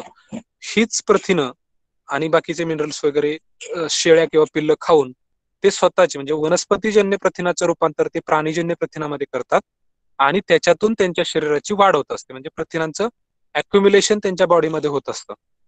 म्हणजे शेळीच्या पिल्लाच्या शरीरामध्ये वनस्पतीजन्य जी प्रथिनं आहेत त्यांचं संचयन किंवा अक्युम्युलेशन हे त्यांच्या बॉडीमध्ये होत असतं प्राणीजन्य प्रथिनांच्या स्वरूपामध्ये. तर ह्याला आपण वाढ म्हणतो. अगदी शास्त्रीय सांगायचं झालं तर अशा पद्धतीने. आणि अगदी साध्या ढोबळमानाने सांगायचं झालं तर पिल्ल वनस्पती खातात किंवा दूध पितात म्हणजे वनस्पती खातात, आणि त्या वनस्पतीचं संचयन हे त्यांच्या शरीरामध्ये करतात. म्हणजे त्या अन्न घटकाचं संचयन हे त्यांच्या शरीरात करतात आणि त्याच्या शरीराची वाढ होत असते. तर साधारणतः ही जी वाढ आहे ती आवाज खूप लटकत आहे सर. हॅलो सर, आवाज मामांचा व्यवस्थित आहे, तुमचं नेटवर्क चेक करा, कारण इकडे व्यवस्थित आवाज येतोय. तुम्ही कारण आपली मीटिंगची संख्या खूप वाढल्यामुळं नेटवर्क कंजेक्शन होत आहे. सर्वांनी आपला व्हिडिओ आणि ऑडिओ बंद करा, त्याच्यामुळे दुर्गम भागात हा प्रॉब्लेम येत असेल. मामा कंटिन्यू करा. धन्यवाद. तर अशा पद्धतीनं वाढीचा हा फॉर्म्युला आहे. पहिल्या 2 महिन्यात पहिल्या 30 दिवसातच तुम्ही खुराक द्यायला चालू करा. आणि खुराक म्हणजे वाढ होते म्हणजे प्रथिनांची गरज जास्त असते. जेव्हा आपण म्हणतो की पोरग वाढीला लागले, मग त्याला अंडी दूध आपल्या मुलांना आपण काय करतो, वाढीला लागले असं म्हणतो आणि मग त्याला दूध चालू करतो. 40 रुपये 80 रुपये लिटरचं दूध घेतो आणि आपण आपल्या मुलांना प्यायला देतो. आणि दुधाची शक्ती वाढवण्यासाठी काय देतो, त्याच्यात बोर्नव्हिटा टाकतो म्हणजे दुधाची शक्ती वाढते. हा एकदम मूर्खपणा आहे. ज्या दुधामुळे पैलवानांची निर्मिती होते त्या दुधाची शक्ती वाढवण्यासाठी जर कोणी बोर्नव्हिटा त्याच्यामध्ये टाकत असेल तर ते एकदम हास्यास्पद आहे. परंतु असू द्या, ज्यांना टाकायचं त्यांनी अवश्य टाका. आपण शेळीपालनामध्ये तेच करतो. दूध जर जास्त मिळालं तर नैसर्गिकरित्या पिल्लांची वजन वाढ होते. आणि बरेच लोक खुशाल असं विचारतात की तुम्ही कोणतं टॉनिक देता, कुठलं टॉनिक दिलं पाहिजे. टॉनिकनं वजन वाढ होत नाही, दुधाने वजन वाढ होते, खुराकाने वजन वाढ होते. कारण वजन वाढीमध्ये महत्वाचा घटक आहे प्रोटीन. जितकं जास्त प्रोटीन, म्हणजे हे फक्त पिल्लांच्या बाबतीत बोलतोय कारण ते फास्ट ग्रोईंग किड्स असतात, त्यांच्या शरीरामध्ये जास्तीत जास्त प्रोटीन जाणं आवश्यक असतं. आणि किती जाणं आवश्यक असतं हे आपल्याला सनेर सर नेहमी सांगत असतात की 3 महिन्यापर्यंत एवढे क्रूड प्रोटीन त्याच्या आहारामध्ये असले पाहिजेत, 6 महिन्यापर्यंत एवढे क्रूड प्रोटीन त्याच्या आहारामध्ये असले पाहिजे. सनेर सर आपल्याला आकडेवारीनिशी त्या सगळ्या गोष्टी पटवून देत आहेत. मग हे जास्तीत जास्त प्रोटीन आपल्याला कुठून मिळतील? तर सगळ्यात बेस्ट जो खुराकाचा पर्याय आहे तो आहे गहू आणि शेंगदाणा पेंड. गहू ही गोष्ट अशी आहे की त्याच्यामध्ये क्रूड प्रोटीन आणि तुमचा टीडीएन हा एक विशिष्ट प्रपोर्शन मध्ये आहे. म्हणजे त्याच्यातला क्रूड प्रोटीन 12% आणि टीडीएन त्याचा 80%. ह्या दोन्ही गोष्टी एकमेकाला जोडून येतात, नेहमी जोडून येतात. जितकं तुम्ही क्रूड प्रोटीन जास्त द्याल तितका तुम्हाला टीडीएन जास्त द्यावा लागतो. कारण क्रूड प्रोटीन पचवण्यासाठी म्हणजे वनस्पतीजन्य प्रथिनांचं प्राणीजन्य प्रथिनांमध्ये रूपांतर करण्यासाठी जितका क्रूड प्रोटीन वनस्पतीजन्य प्रथिनांमध्ये असेल जास्त, तितकाच वनस्पतीजन्य ह्याच्यामध्ये घटकामध्ये तुम्हाला टीडीएन जास्त द्यावा लागेल. तेव्हा ते प्रथिनं शरीरामध्ये पचवली जातात, त्याचा उपयोग केला जातो. ह्या हिशोबाने जर आपण विचार केला तर गहू आणि शेंगदाणा पेंड ह्या दोन गोष्टी अतिशय उत्तम आहेत शेळीपालनामध्ये, आणि मी ह्या दोन गोष्टी प्रामुख्याने वापरतो. ह्याच्यावरतीच आपली वजन वाढ आपल्याला चांगली मिळते. आता किती दिलं पाहिजे? साधारणतः 1 किलो जर गहू तुम्ही घेतला, म्हणजे 1 किलोचं जर तुम्हाला फॉर्म्युलेशन बनवायचं असेल तर त्याच्यामध्ये 800 ग्रॅम गहू आणि 200 ग्रॅम शेंगदाणा पेंड असा हा फॉर्म्युला सनेर सरांनी आपल्याला काढून दिलेला होता. तर ह्याच्यामध्ये शेंगदाणा पेंडीमध्ये वेगवेगळ्या क्वालिटी येतात. तुम्हाला अगदी 35 रुपये किलो पासून शेंगदाणा पेंड 55 रुपये किलो पर्यंत मिळेल.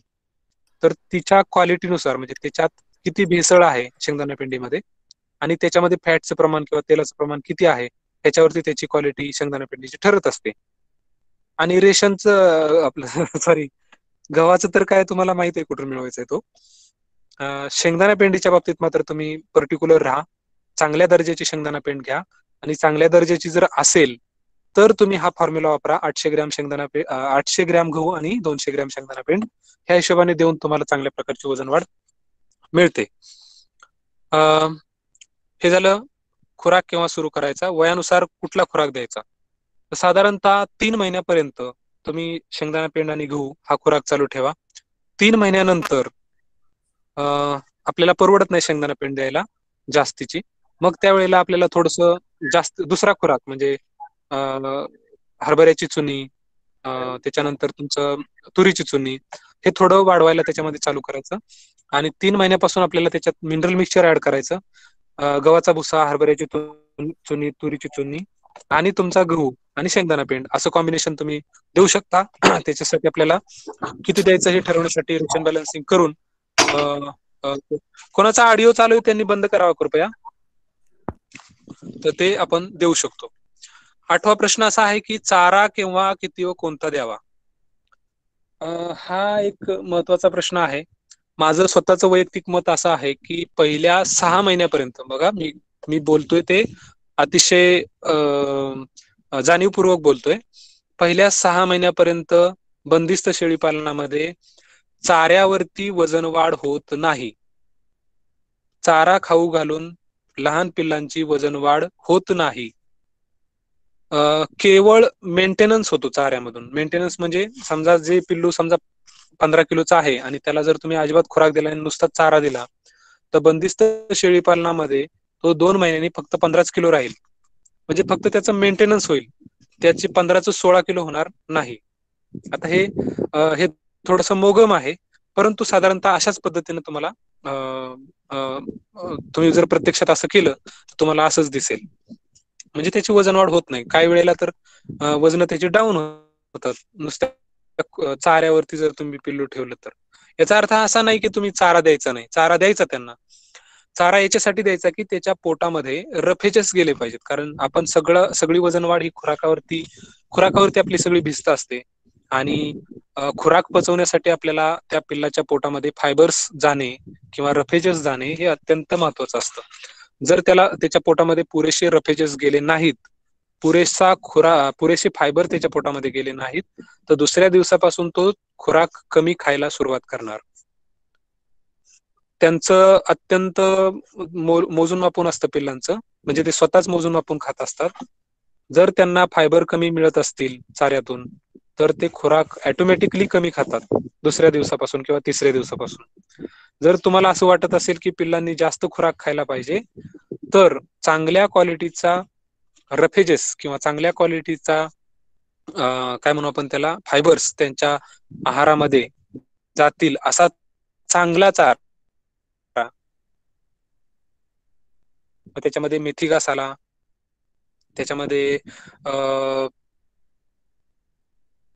फ्लावरिंग मध्ये आलेली मका आली, एकदम जून झालेली मका नव्हे, फ्लावरिंग मध्ये किंवा चिकाच्या आतली मका जी असते ती लुसलुशीत ज्याच्यामध्ये चांगले फायबर्स असतील अशा प्रकारची मका आणि मेथी घास किंवा दशरथ घास किंवा सुगाबळीचा पाला किंवा चाऱ्यामध्ये जर असतील, चारा खाऊन त्यांची वजन वाढ होणार नाही, परंतु त्यांनी जितका चारा खातील तितके ती खुराक खातील आणि खुराक खाऊन त्यांची वजन वाढ होत असते.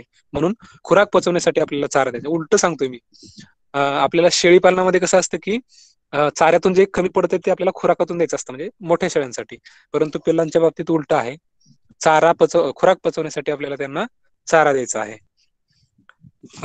हे फक्त पहिल्या 6 महिन्यापर्यंत. 6 महिन्यानंतर गणित उलट करायचं. 6 महिने पिल्लाचं वजन 6 महिने झालं की गणित उलट करायचं. त्याने जास्तीत जास्त चारा खाल्ला पाहिजे आणि कमीत कमी खुराक खाल्ला पाहिजे. आणि म्हणून मी असं नेहमी सांगतो की 6 महिन्यापर्यंतच पिल्ला आपल्याला ठेवायची, त्याच्यानंतर ती विकून टाकायची किंवा त्याचं कटिंगला त्याला देऊन टाकायचं किंवा त्याला कापून तुम्ही जर वाटा पद्धत करणार असेल तर त्या पद्धतीने करून घ्यायचं. त्याच्यावरती सांभाळत बसायचं नाही. आता हे मी माझ्याकडच्या ब्रीड बद्दल बोललो. कोकण कन्याळ असेल तर त्या ठिकाणी हा फॉर्म्युला चालणार नाही. पुढचा प्रश्न 8वा झाला. 9वा प्रश्न, चारा कोणत्या पद्धतीने द्यावा, कुट्टी करून किंवा टांगून ठेवून? तर माझं वैयक्तिक मत असं आहे की कुट्टी करून चारा देणं जास्त योग्य आहे. पहिल्यापासूनच त्यांना कुट्टीची सवय लावायची. जर तुम्ही वेगवेगळ्या लोकांना विचारलं किंवा त्यांची मतं जाणून घेतली तर ते सांगतील की पिल्लू 15 दिवसाचं झालं की त्याला चारा टांगून ठेवला पाहिजे. तो जिथं आपण त्याला कोंडतो, जिथं ठेवतो तिथे दोरीला बांधून चारा, मेथी घास वगैरे टांगून ठेवला पाहिजे. जर तुम्हाला प्रॅक्टिकली शक्य असेल, तेवढा वेळ तुमच्याकडे असेल तर तुम्ही जरूर करा. वेळ जर नसेल, प्रॅक्टिकली शक्य नसेल तर तुम्ही कुट्टी करून चारा देणं हे जास्त श्रेयस्कर, जास्त सोयीस्कर आहे. आणि जो काही झाडपाला आहे तो मात्र तुम्ही गव्हाणीमध्ये, म्हणजे मी ज्या गव्हाणी बनवलेत त्या गव्हाणीमध्ये झाडपाला टाकण्याची सोय आहे. त्यामुळे झाडपाला टाकला की त्या झाडपाला खायला सुरुवात करतात ते. तर कुट्टी करून देणं जास्त बेस्ट आहे. पण ज्यांना शक्य असेल त्यांनी टांगून ठेवला तरी चालू शकतो. 10वा प्रश्न असा आहे की गव्हाणीची रचना कशी असावी? गव्हाणीची रचना कशी असावी त्याच्या संदर्भात एक चार्ट आपण तयार केलेला आहे. सॉरी, गव्हाण आपण बनवलेली आहे. दिसतंय का तुम्हाला? याच्यात नाही. माझं स्क्रीन दिसते ना? हो. मामा स्क्रीन दिसते, प्रश्नाची दिसते. हॅलो, हा दिसते मामा, स्क्रीन दिसते.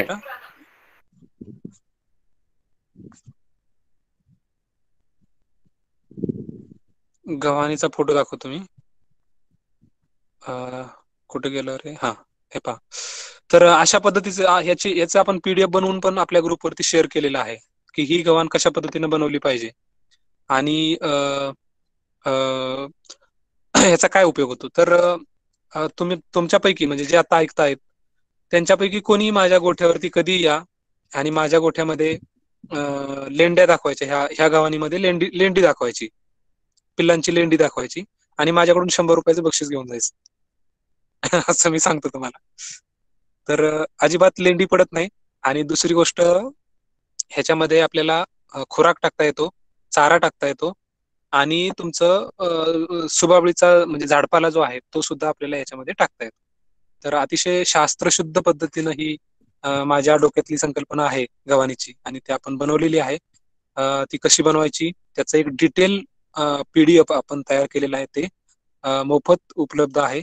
त्याची आपण 50 रुपये वगैरे अशी फी घेत नाही, मोफत उपलब्ध आहे. तुम्ही ते जरूर प्राप्त करा. ग्रुपवरती आहे किंवा चॅनेलवरती पण आहे, प्राप्त करा आणि त्या पद्धतीने तुम्ही गव्हाणी बनवू शकता. 11वा प्रश्न आहे, पिल्लांचे आजार आणि वजन वाढ याचा काय संबंध आहे? तर अतिशय घनिष्ठ संबंध आहे. म्हणजे जशी घनिष्ठ मैत्री असते तसा हा आजारांचा आणि पिल्लाच्या वजनवाढीचा घनिष्ठ संबंध आहे. सगळ्यात लेथल किंवा सगळ्यात वाईट जर कोणता असेल तर जुलाब आहे. जुलाबाने त्या पिल्लाची वजन वजन वजन जे आहे ते रिव्हर्स होऊन जातं. रिव्हर्स म्हणजे डाऊन होतं, वजन कमी कमी कमी कमी होत जातं. त्यामुळे पिल्ल जुलाबाला जे आहे ते पहिलं लक्षण दिसता क्षणी गोळी घालायची त्याला, म्हणजे गोळी पाजायची त्याला जुलाबाच्या बाबतीत. सर्दी खोकल्यानं सुद्धा वजन कमी होतं, परंतु थोडासा आपल्याला वेळ मिळतो त्याच्यामध्ये, परंतु जुलाबामध्ये वेळ मिळत नाही. त्यातल्या त्यात पातळ जुलाब जर असतील तर पातळ जुलाबाने खूप वजन डाऊन होतात, पटापट डाऊन होतात. आणि त्याच्यामुळे कारण त्याची डायजेस्टिव्ह सिस्टीम जी पचन संस्था असते ती पूर्ण बिघडलेली असते पिल्लांची, आणि त्याला खाल्लेलं पण पचत नाही. म्हणजे दोन्हीकडून मार बसतो. एक तर खाल्लेलं पचत नाही, आणि दुसरी गोष्ट शरीरातलं पाणी बाहेर पडतं, काही खनिजांची कमतरता निर्माण होते, आणि त्याच्यामुळे त्याचं वजन हे डाऊन होत असतं. आणि पोटात काही न गेल्यामुळे त्याच्या शरीरातली जी काही साठवलेली ऊर्जा असते ती ऊर्जा त्या कालावधीमध्ये वापरली जाते, आणि त्याच्यामुळे त्याचं वजन हे कमी होत असतं. त्यामुळे जुलाबाला दिसता क्षणी गोळी घालायची किंवा गोळी पाजायची हे आपण डोक्यात ठेवलं पाहिजे. आणि कुठल्या प्रकारच्या जुलाबाला काय औषध दिलं पाहिजे याच्या संदर्भात आपण एक चर्चा झाली होती आपल्या व्हॉट्सअप ग्रुपवरती. त्याचा एक मेसेज आपण ग्रुपमध्ये पाठीमागे शेअर केला होता. तुम्हाला जर पाहिजे असेल तर तो आपल्या टेलिग्राम चॅनलवरती पण आहे, तो पहा. पांढरे जुलाब झाले तर त्याच्यासाठी कोणतं औषध द्यायचं, पिवळे जुलाब झाले तर कुठलं औषध द्यायचं, स्लरी सारखे जुलाब झाले तर कुठलं. कारण हे जुलाब जे आहेत ते वेगवेगळ्या बॅक्टेरियाने होतात. आता पांढरे जुलाब जे आहे तो कोलिओबॅसिलस नावाच्या बॅक्टेरियाने होतो. बाकीच्या जुलाबाचं मला माहित नाही अजून, शोध चालू आहे. जसं जसं आपल्याला माहिती होत जाईल तसं तसं आपण ते शेअर करत असतो. त्याच्यावरती लक्ष ठेवायचं की कुठल्या प्रकारच्या बॅक्टेरियाला कोणत्या प्रकारचं औषध जास्त सुटेबल आहे. जसं की कोलिओबॅसिलस जर असेल तर त्याला सेफॅलॅक्झिन जास्त सुटेबल आहे, त्यानं लगेच कंट्रोलमध्ये येतं. कोलिओबॅसिलस असेल आणि तुम्ही जर O2 पाजत बसला तर ते लवकर कंट्रोलमध्ये येत नाही, किंवा मेट्रोनिडाझोल पाजत बसला तर त्यानं ते काही कंट्रोलमध्ये येत नाही. पांढरे जुलाब असतील तर सेफ्लॅक्झिन किंवा अमोक्झिसिलिन ह्या दोनपैकी औषध जर तुम्ही दिलं तर ते जुलाब पटकन कंट्रोलमध्ये येतात, आणि पुढच्या ज्या काही वाईट गोष्टी होणार असतात त्या आपल्याला टाळता येतात.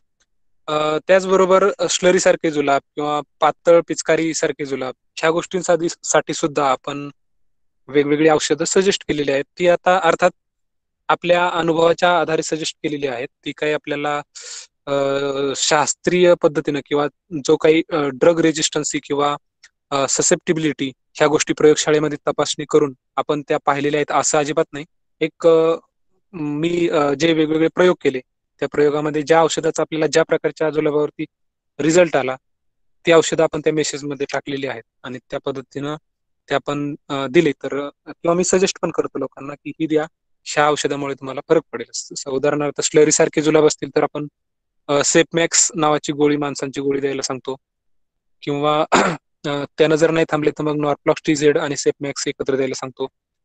किंवा तुमचे हिरवे जुलाब असतील तर आपण डॉक्टर साखरे मॅडम यांनी सांगितल्याप्रमाणे आपण सिप्लॉक्स्टिझेड नावाची गोळी द्यायला सांगतो. तर हा एक वेगळा विषय आहे, त्याच्यावरती आपण चर्चा केलेली आहे. तर सांगायचं तात्पर्य असं आहे की जुलाब लागू न देणे हा सगळ्यात महत्वाचा मुद्दा आहे वजन वाढीच्या संदर्भात. प्रश्न क्रमांक 12, डबरे पिल्लू म्हणजे काय? तर डबरं पिल्लू का होत? तर डबरं पिल्लू म्हणजे त्याचं पोट सुटलेलं असतं आणि त्याचं वजन वाढ होत नाही. म्हणजे आज तुम्ही वजन वाढ केली, वजन त्याचं रेकॉर्ड केलं, समजा 12 किलो असेल, आणि आणखी 2 महिन्याने किंवा 3 महिन्याने त्याचं वजन केलं तुम्ही, तर ते 12.5 किलो होतं फक्त 3 महिन्यानंतर, किंवा जास्तीत जास्त 13 किलो होईल. आणि त्याचं पोट सुटलेलं असतं, भरपूर खातं, ते चारा भरपूर खातं, परंतु त्याचं वजन काही वाढत नाही. तर अशा डबऱ्या पिल्लाचा एकच उपाय असतो, तो उपाय म्हणजे त्याला पटकन उचलायचं, गाडीवर टाकायचं आणि बाजारात नेऊन विकून यायचं. कारण याच्यावरती उपाय करत बसण्यात अजिबात अर्थ नाही. अजिबात त्याच्यावरती, म्हणजे तुम्ही जगातलं सगळ्यात भारीतलं टॉनिक आणून जरी पाजलं तरी तो त्याला रिस्पॉन्स कमी देतो. माहित नाही त्याच्या शरीरामध्ये अशा काही गोष्टी घडलेल्या असतात की त्यामुळे तो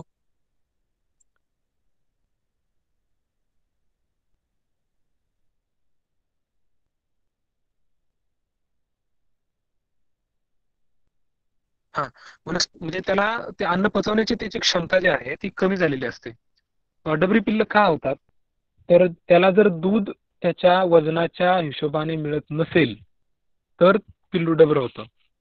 आता आपण मी मगाशी तुम्हाला सांगितलं की मिनिमम वजन वाढ, ॲव्हरेज वजन वाढ आणि मॅक्झिमम वजन वाढ. हे केव्हा होतं? हे दुधावरती अवलंबून आहे. जर त्याच्या बॉडीच्या मेंटेनन्स पुरतंच त्याला जर दूध मिळत असेल तर त्याची वजन वाढ होणार नाही. जर त्याच्या बॉडीच्या मेंटेनन्स एवढं दूध आणि प्लस अधिकचं दूध जर मिळत असेल तर त्याची वजन वाढ होईल. आणि खूपच म्हणजे बॉडीचं मेंटेनन्स आणि प्लस त्याच्या वजन वाढ होण्या इतपत जर त्याला दूध मिळत असेल तर त्याची वजन वाढ वेगानं होईल. म्हणजे माझ्या मी जी वजन केली त्या हिशोबाने मी असं बघितलं की एका पिल्लानं जर दिवसात 3 किलो दूध पिलं महिनाभर, एका पिल्लानं जर दिवसात 3 किलो किलो म्हणतो मी, महिनाभर जर त्यानं दररोज 3 किलो दूध पिलं तर त्याची वजन वाढ आपल्याला एका महिन्याला 7 किलो मिळालेली आहे. माझ्या फार्मवरती मला ती 7 किलो मिळालेली आहे जर त्यानं दिवसाला 3 किलो दूध पिलं तर. ह्या हिशोबाने आपण बघू शकतो. जर जर त्याला फक्त मेंटेनन्स पुरतंच दूध मिळत असेल तर त्याची वजन वाढ होणारच नाही. आणि जर मेंटेनन्स पेक्षा सुद्धा कमी दूध त्याला मिळत असेल तर असं पिल्लू डबरं होतं. असं पिल्लू आपल्याला डबरं झालेलं दिसणार. मग असं पिल्लू आपण ठेवायचं नाही. एकदा का ते डबरं झालं की मग त्याचा विषय संपला. मग त्याला पुन्हा जरी तुम्ही त्याला दूध पाजलं तरी सुद्धा ते काय वाढत नाही. आमच्या ॲग्रिकल्चरमध्ये एक शब्द आहे परमनंट विल्टिंग पॉईंट. आता तो एक वेगळा विषय आहे, परंतु पिकाच्या लाईफमध्ये अशी अवस्था येते की त्या अवस्थेला त्याला पाणी दिलं तरी ते जगत नाही. अशा अवस्थेला आम्ही परमनंट विल्टिंग पॉईंट असं म्हणतो. तसंच ह्या पिल्लांच्या बाबतीत सुद्धा तसंच आहे की अशी त्याची अवस्था होऊन जाते की त्याला जास्तीचं दूध पाजलं, खुराक घातला किंवा टॉनिक पाजलं तरी सुद्धा त्याची वजन वाढ आपल्याला मिळत नाही. त्याला डबरं पिल्लू आपण म्हणतो. डबरे पिल्लू कसे चांगले बनवता येईल? तर बनवता येत नाही. येतं पण मग त्याला वेळ द्यावा लागतो. म्हणजे जे आपल्याला 3 महिन्यामध्ये जो रिझल्ट मिळणार आहे तो रिझल्ट मिळवण्यासाठी आपल्याला 12 महिने द्यावे लागतात. मग एवढा वेळ देत बसण्यापेक्षा त्याला आपलं ठोकळ्यावर दिलेलं जास्त चांगलं. वरचे दूध 14वा प्रश्न, वरचे दूध देणे योग्य आहे का? इन्स्टंट मत सांगायचं झालं तर वरचे दूध देणे अजिबात योग्य नाही. परंतु पर्यायी व्यवस्था म्हणून वरचं दूध देणं योग्य आहे. पर्यायी व्यवस्था म्हणून आता तुम्ही जर बोर शेळीपालकांचा बघितलं, त्यांचं नियोजन गुपचूप जाऊन बघितलं तुम्ही, तर तुमच्या असं लक्षात येईल की ते वरचं दूध पाजतात. म्हणजे म्हैसीचं दूध, गाईचं चांगलं दूध हे पाजतात. कारण त्यांना किलोला 1000 रुपये 2000 रुपये मिळत असतात. त्याच्यामुळे 1 किलो मांस उत्पादन घेण्यासाठी त्यांना समजा 200 रुपये जरी खर्च आला तरी त्यांची करायची तयारी असते. माझ्याकडे जर बोर असतं तर मी सुद्धा केलं असतं. तर त्यासाठी ते वरचं दूध पाजणं योग्य आहे. परंतु आपल्याला कटिंगसाठी मात्र वरचं दूध पाजणं एक्स्ट्रा दूध वरचं पाजणं योग्य नाही.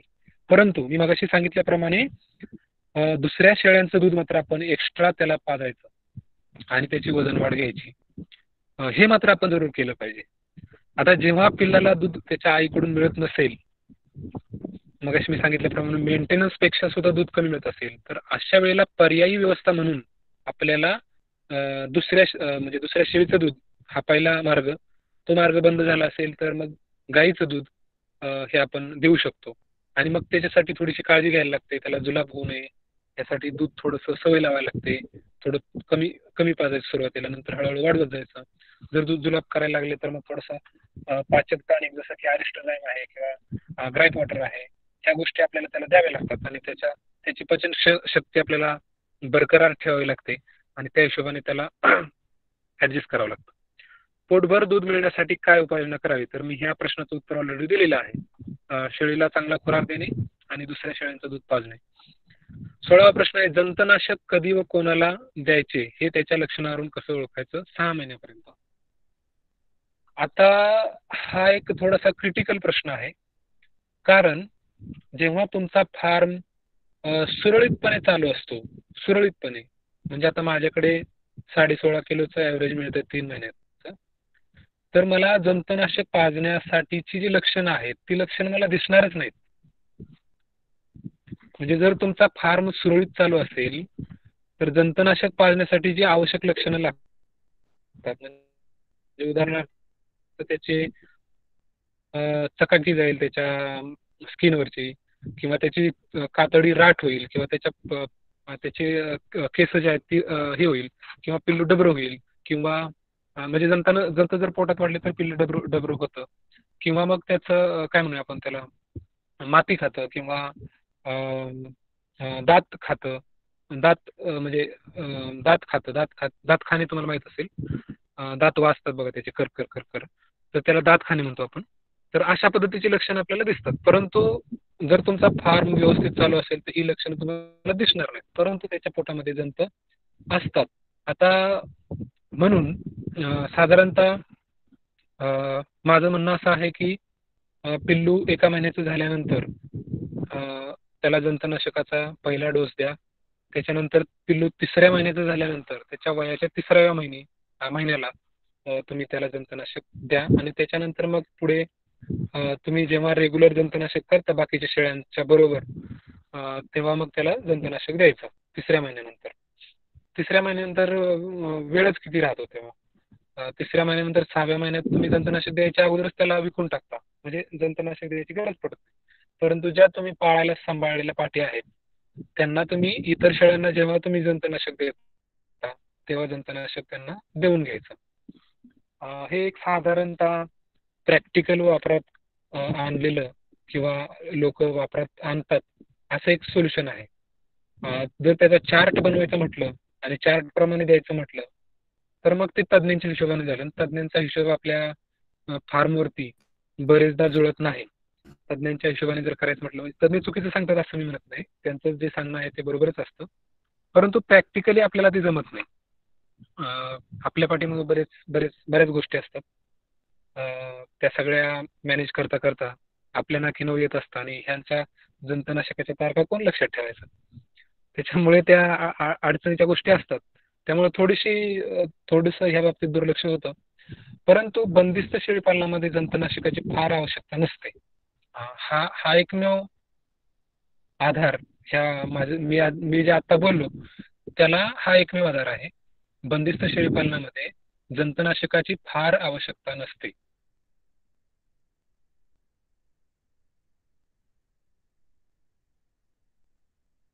गावंडे मॅडमनी पाठीमागे सांगितलं की जंताचं सायकल कसं चालतं.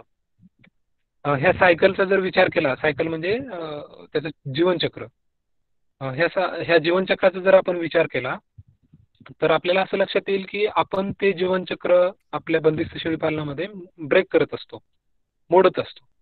त्यामुळे जंताचं बाधा बंदिस्त शेळीपालनामध्ये होतच नाही असं मी म्हणत नाही, परंतु फार एवढी काही जास्त क्रिटिकल गोष्ट आहे असं अजिबात नाही. त्यामुळे जंतुनाशक करा. माझं तर म्हणणं आहे की बंदिस्त शेळीपालनामध्ये 6 महिन्यातून एकदा जंतुनाशक केलं पाहिजे, म्हणजे वर्षातून फक्त 2 वेळा. आणि जर तुम्हाला ते मान्य नसेल तर फार झालं तर वर्षातून 3 वेळा, म्हणजे दर 4 महिन्यांनी जंतुनाशक केलं तरी उत्तम आहे.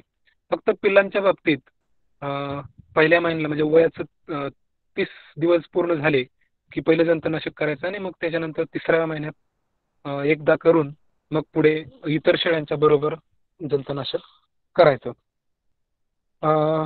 कुठं आलं तर 16वा प्रश्न. मामा हा बोला की. हॅलो मामा, माझा आवाज. मामा 16 प्रश्न झाले. आपण आता बरंच वेळ झालं मार्गदर्शन करताय. आपल्याकडं जवळजवळ 58 प्रश्न आहेत. तर आपण 16 प्रश्नाबद्दल आता मार्गदर्शन केल्याबद्दल आपण काही प्रश्न असतील तर त्यांचे घेऊया का? चालेल. लोकांचे काही प्रश्न असतील तर आपण घेऊया. ओके. तत्पूर्वी आपण एक आमच्या समूहाची सूचना देतो, ती आपण सूचना देऊया.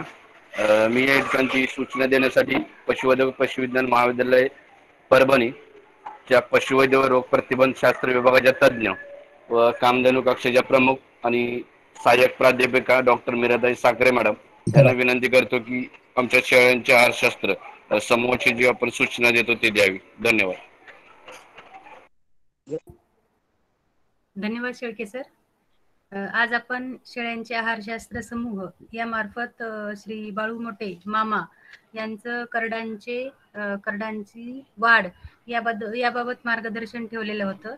तर करडांची होणारी वाढ याविषयी आपल्याला वेगवेगळ्या शेळी पालकाकडून प्रश्न आलेले होते.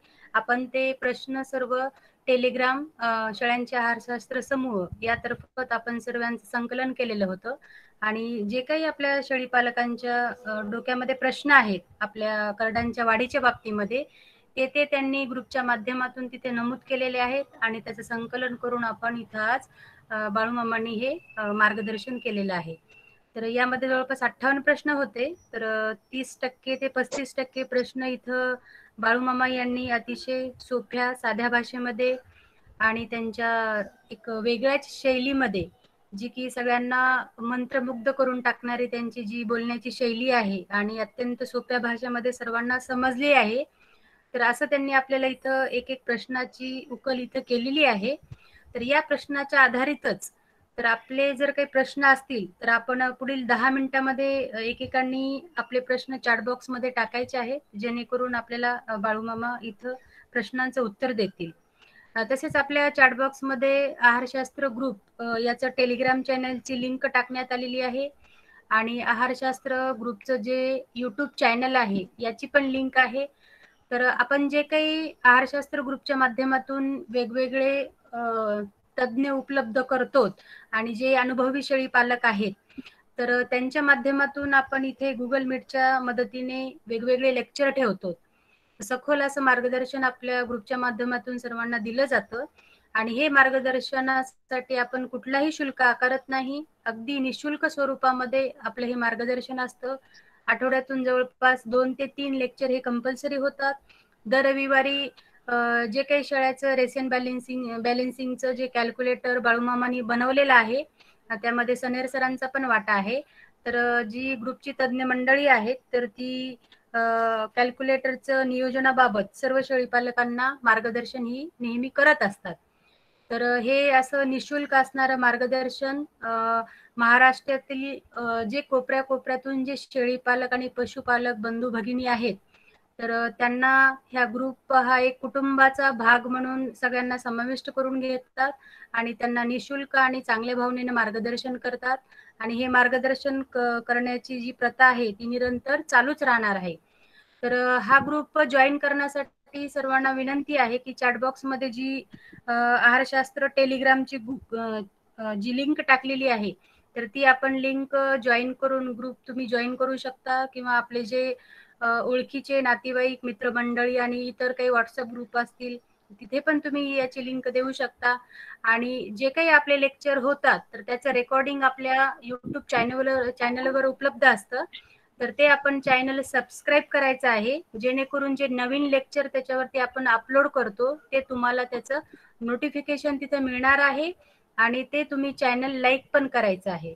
तर परत सर्वांना एकदा विनंती आहे की जे काही प्रश्न विचारलेले आहेत बाकी काही प्रश्नाची उत्तरे आपण पुढील आठवड्यामध्ये आपल्या वेळेनुसार आणखी लेक्चर ठेवणार आहोत. ह्याचे जवळपास 2 ते 3 भाग होतील या विषयाचे.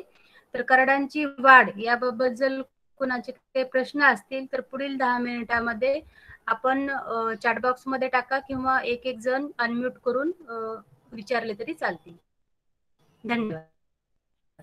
धन्यवाद. ज्यांनी आपल्याला सूचना दिली त्या डॉक्टर मीराताई साखरे मॅडम. मी या ठिकाणी आता विनंती करतो जे 16 प्रश्न घेतले त्याबद्दल जर कोणाची शंका असेल तर आपण या ठिकाणी प्रश्न घेऊया. असतील तर आपण माईक अनम्यूट करा आणि आपलं नाव सांगा आणि प्रश्न विचारा. धन्यवाद.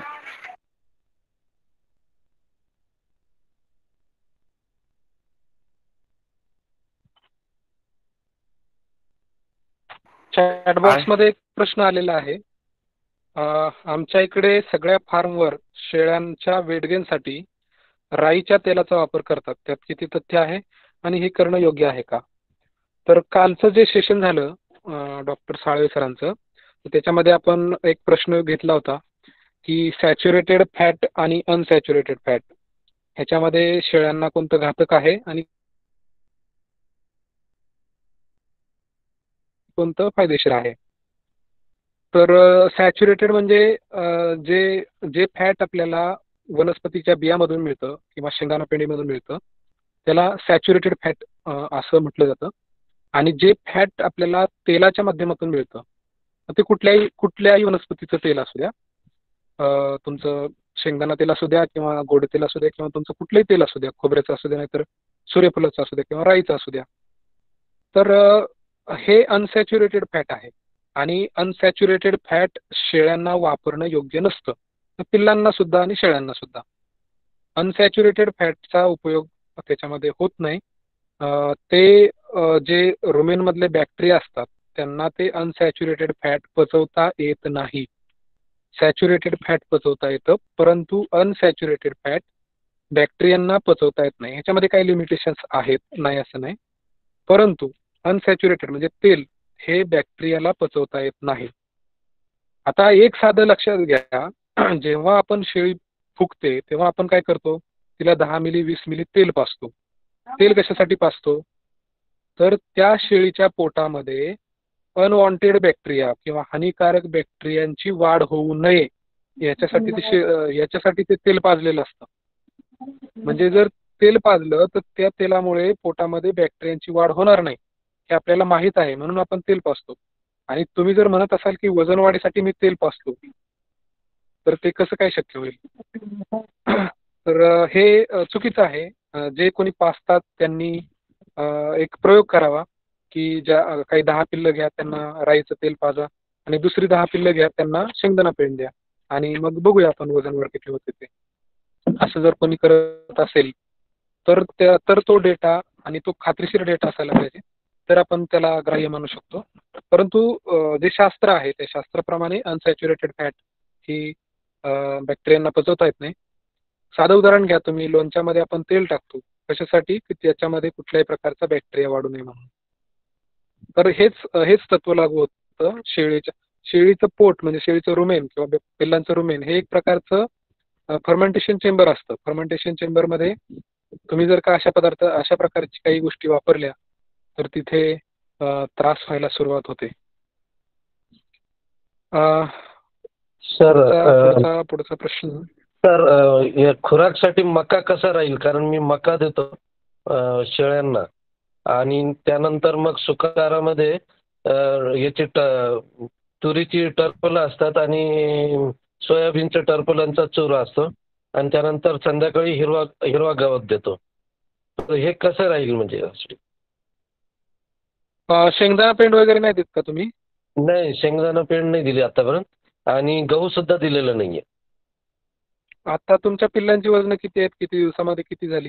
आणि पिल्लांची वजन म्हणजे नॉर्मल दिसतात, असं मी काही वजन तर केलेलं नाही, पण नॉर्मल वगैरे दिसतात. पण जशी वाढ व्हायला पाहिजे म्हणजे माझे जे 20 शेळ्यांपासून सुरुवात केली होती, तर त्याच्यामध्ये जास्त असं वाढ झालेली नाहीये. एक 30-35 पर्यंत झालेले आहेत फक्त एक दीड वर्षामध्ये. 30-35 दीड वर्षामध्ये. आणि शेळ्यांची वजन किती असतील अंदाजे? ठीक आहे, म्हणजे शेळ्यांचे वजन असे आता चांगले दिसायला लागलेत आणि आता त्यांच्या स्किन सुद्धा चकाकायला लागलेत आता. वजन किती असतील अंदाजे सरासरी? वजन तर सरासरी मी बघितलं नाही, पण आतापर्यंत असं काही नाही. अंदाज सांगा की अंदाज. हा, एक 30-35च्या जवळपास असतील किलोमध्ये. Okay okay. हा अंदाज विचारण्याच्या पाठीमागे कारण असं आहे की तुमच्या पिल्लांची वजन वाढ ही तुमचा जो कळप आहे त्या कळपाच्या सरासरी जी वजन असते, सरासरी मॅच्युअर वजन, प्रौढ वजन जे आहे त्याच्यावरती तुमच्या पिल्लांची वजन वाढ डिपेंड असते. म्हणजे जर तुमच्या शेळ्याच मुळात 30 किलोच्या असतील आणि तुम्ही जर अशी अपेक्षा करत असाल, तुम्ही ऑडिओ म्यूट केला तरी चालेल, मी उत्तर देतो. तुमच्या शेळ्या जर 30 किलोच्या असतील आणि तुम्ही जर अशी अपेक्षा करत असाल की माझं पिल्लू 3 महिन्यात 18 किलो झालं पाहिजे, तर ते होऊ शकत नाही. कारण ही ठरलेली गोष्ट आहे. जितक्या वजनाच्या तुमच्या शेळ्या असतील त्या वजनाच्या प्रोपोर्शनमध्ये, त्या वजनाच्या हिशोबानेच तुमच्या पिल्लांची वजन वाढ ही 3 महिन्यामध्ये, 6 महिन्यामध्ये आणि 12 महिन्यामध्ये होत असते. जर तुमची शेळी 30 किलोची असेल तर तिच्या पिल्लांची वजन वाढ ही साधारणतः 8 ते 12 किलोच्या आसपास असते. जर तुमची प्रौढ शेळ्यांचं वजन सरासरी वजन हे 40 किलो असेल तर तुमच्या पिल्लांची सरासरी तुम्हाला 15 किलोच्या आसपास मिळेल. आणि 40 किलोच्या पुढच्या जर शेळ्या तुमच्याकडे असतील तर मग 15 किलोपेक्षा जास्तीची वजन तुम्हाला मिळू शकतील. आता तुमचा प्रश्न जो आहे तो चारा आणि खुराकाच्या बाबतीतला आहे. तर तुम्ही पहिल्यांदा रेशन बॅलन्सिंग कसं करतात हे पहिल्यांदा शिकून घ्या. नुसतं कॅल्क्युलेशन करणे म्हणजे रेशन बॅलन्स नाही.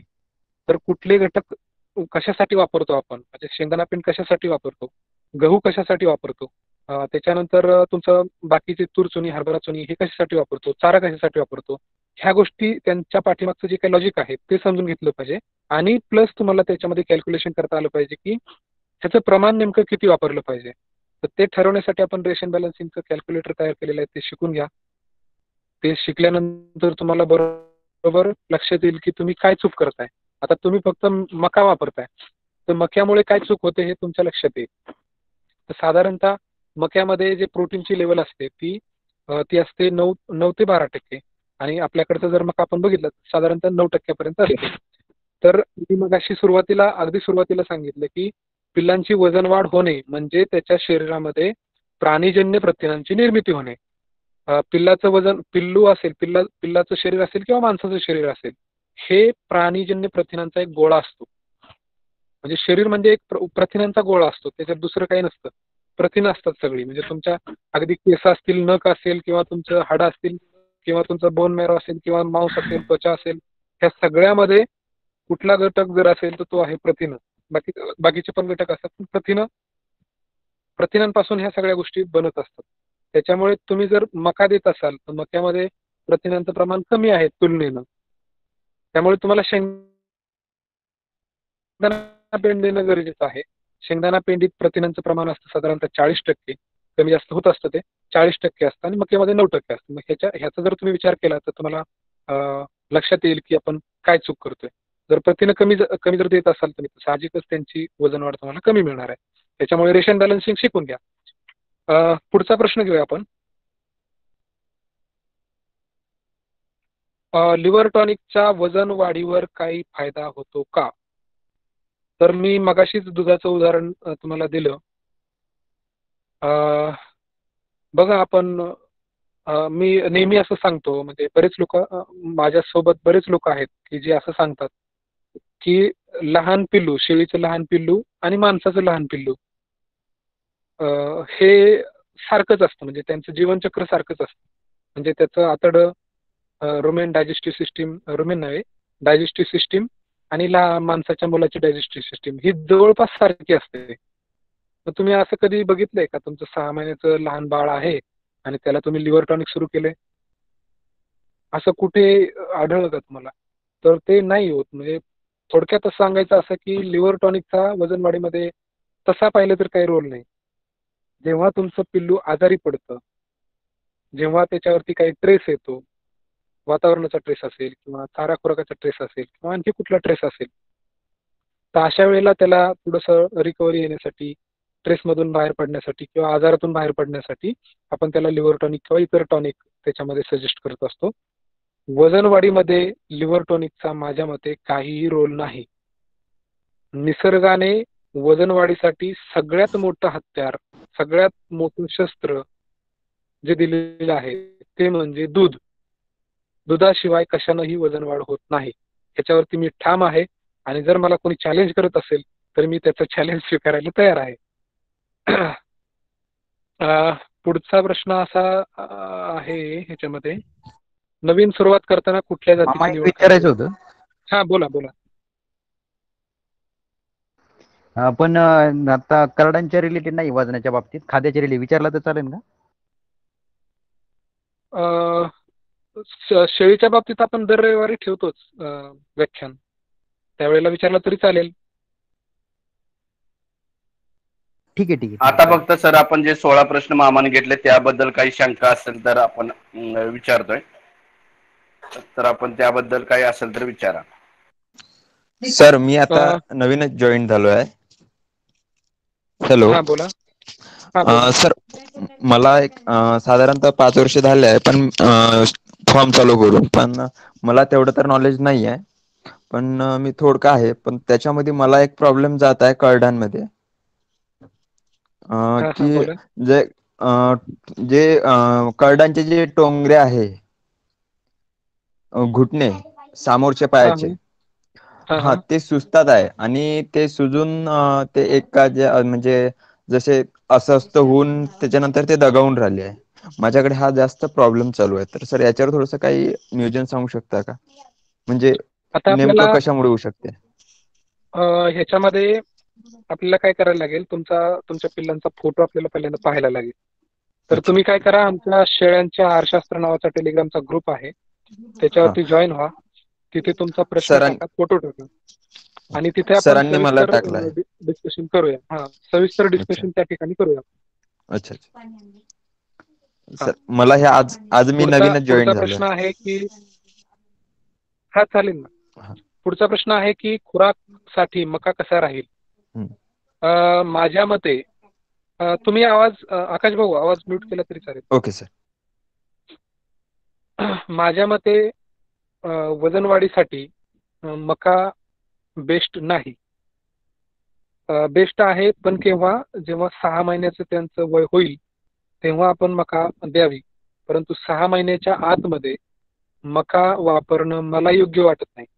कारण मक्यामध्ये स्टार्च नावाचा घटक असतो, म्हणजे कॉम्प्लेक्स शुगर असते, आणि ह्या स्टार्चमुळे जे कॅल्शियमचं सिंथेसिस बॉडीमध्ये होत असतं, कॅल्शियम पचवण्याची जी प्रक्रिया होत असते पिल्लांच्या बॉडीमध्ये, त्याच्यावरती परिणाम होतो.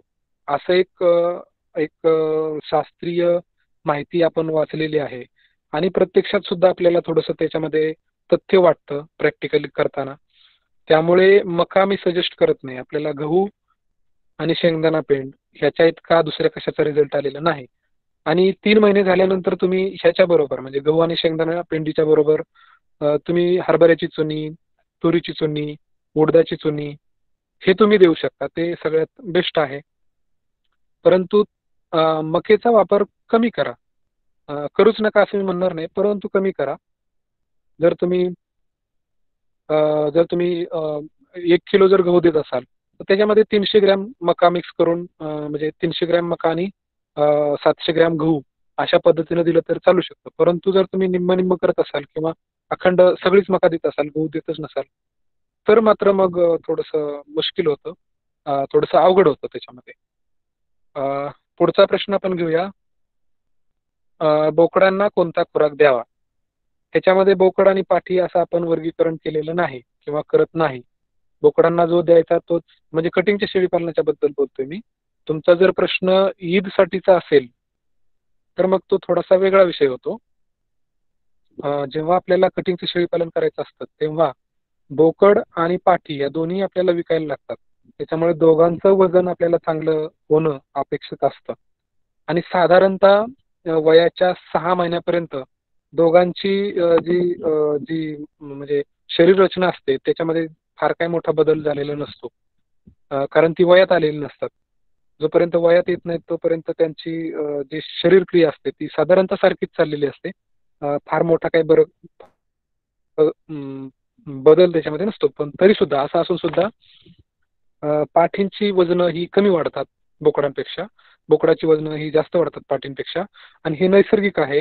त्यांच्या गुणसूत्रामध्ये तशा पद्धतीची माहिती लिहिलेली असते की तू जास्त वाढ आणि तू कमी वाढ, असं ते नैसर्गिक आहे. त्याच्यामुळे ते आपल्याला गृहीत धरून चालवावं लागतं. तर बोकडाला विशेष असा काही खुराक वेगळा द्यायचा नाही. पाठीला आणि ह्याला दोघांना सारखाच खुराक द्यायचा. जर कोणाला लाईव्ह प्रश्न, म्हणजे ऑडिओ अनम्यूट करून विचारायचा असेल तर तुम्ही विचारा. तुमचा प्रश्न येत नाही म्हणून मी ह्याच्यातले घेतोय चॅट बॉक्स मधले. सर, रमेश भाऊंचा प्रश्न आहे, शेळ्यांचे गाभण काळात दुसरे डिवॉर्मिंग कोणत्या महिन्यात करतात आणि गाभण काळात कोणती लस दिली जाते? हा प्रश्न आजच्या विषयाशी निगडीत नाही. बोला. माझा प्रश्न असा आहे, आमच्याकडं लहान पिल्लं 1 महिन्याच्या पिल्लं आहे. ते आपण आता या प्रश्नावलीमध्ये तो बोलले होते की पिल्लू पांढरं संडास करतं, दात कलर करतं आणि पिणं सोडून ते शेवटी दगवतं. यावर काय इलाज आहे? हॅलो, याच्यावरती उपाय काय असं म्हणायचं का तुम्हाला? हा उपाय काय? हा याच्यावर उपाय काय? त्याच्यावरती एक 2 औषधं आहेत. एक सेफॅलेक्झिन नावाचं एक औषध मिळतं, माणसांची गोळी मिळते 250 mg ची किंवा 500 mg ची. 250 mg ची असेल तर अर्धी गोळी द्या, 500 mg ची असेल तर 1/4 गोळी त्या पिल्लाला द्यायची. ते नाही मिळालं तर अमॉक्झिसिलिन नावाचं एक माणसांचं लहान मुलांचं औषध मिळतं पेडियाट्रिक, ते त्या पिल्लाला 3 ते 5 मिली तुम्ही पाजू शकता. आणि त्या मरतुकीच्या संदर्भात आपण एक 0% मरतूक, इसाक भाई आपला ऑडिओ म्यूट करा. इसाक भाई, बीएमएस गोट फार्म आपला ऑडिओ म्यूट करा. हा, तर एक आपल्या पाठीमागे एक मीटिंग झाली होती, पाठीमागे एक व्याख्यान झालं होतं 0% मरतूक असं नाव आहे त्याचं. आणि ते तुम्हाला आपल्या ग्रुपवरती त्याची ऑडिओ क्लिप आहे, ती तुम्ही संपूर्ण ऑडिओ क्लिप ऐका. आणि मग तुम्हाला त्याच्यामध्ये सगळ्या बाबींचं आपण डिस्कशन केलेलं आहे. म्हणजे मरतूक कोणकोणत्या कारणाने होते, त्याच्यावरती काय उपाय करायचे, हे प्रॅक्टिकल अनुभव आपण त्याच्यामध्ये शेअर केलेले आहेत. ते तुम्ही मुळातून वाचा, ते सगळं इथे रिपीट करणं पॉसिबल नसतं. पुढचा प्रश्न आहे की डिवॉर्मिंग, हा ते झालं. बंदिस्त शेळीपालनात नवीन शेळ्या ठेवायच्या करडांच्या संगोपन करता येते, आपण विषयाला धरून. हा बोला. मामा, आपण खुराक मध्ये देत असताना जे बंबई भुसा आपण जे गायींना देतो, हॅलो, हा, तो कंटिन्यू बोला. शेळ्यांना बोकडांना देऊ शकतो का? का तर मी गेली 6 महिने हा खुराक देतोय शेळ्यांना. त्याच्यामध्ये मिनरल मिक्सचर आणि बंबई भुसा आणि मका, आणि बोकडांना ह्याच्यामध्ये चना मिक्स करून देतोय. रिझल्ट पण बऱ्यापैकी आहे. पण ह्याचा काय फायदा आहे का तुमच्या कॅल्क्युलेटरच्या हिशोबाने? बंबई भुसा म्हणजे नेमकं काय? हा जो आहे, आता मी ज्याला आपण गव्हाचं वालीस म्हणतो किंवा कोंडा म्हणतो, तो कोंडा मी 2 वर्षापासून देतोय, 2-3 वर्षापासून मीच देतोय स्वतः. त्याचे आपल्याला चांगले रिझल्ट मिळतात. गव्हात जेवढे प्रोटीन नसतात तेवढे प्रोटीन त्या कोंड्यामध्ये असतात. म्हणजे गव्हात 12% प्रोटीन असतात, परंतु कोंड्यामध्ये 15% प्रोटीन असतात, कारण ते कॉन्सन्ट्रेट झालेलं असतं. त्याच्यामुळे त्याच्यात जास्त प्रोटीन असतात. ऍक्च्युली प्रोटीन काही वाढत नाही, कोंडा केल्यामुळे प्रोटीन काही वाढत नाही, परंतु त्याचं कॉन्सन्ट्रेशन वाढतं, म्हणून ते प्रोटीन आपल्याला जास्त दिसतात त्याच्यामध्ये. तर जर बंबई भुसा जो आहे तो जर वालीस असेल किंवा गव्हाचा कोंडा असेल तर तो बिंदास वापरायला हरकत नाही आणि त्याचे चांगले रिझल्ट मिळतात. परंतु त्याचे एकट्याचे रिझल्ट नाही मिळणार आपल्याला, त्याच्यासोबत तुम्हाला बाकीचे घटक पेंडी असतील किंवा बाकीचे सुनी असतील त्या वापरावे लागतील. मामा, हॅलो. हा बोला, चंद्रकांत भाऊ बोला. गव्हाचा कोंडा म्हणजे बरडा म्हणताय का? नाही. हॅलो, बघा, म्हणजे ह्याच्यामध्ये मिलमध्ये किंवा आपण पूर्वी सोजी काढायचो.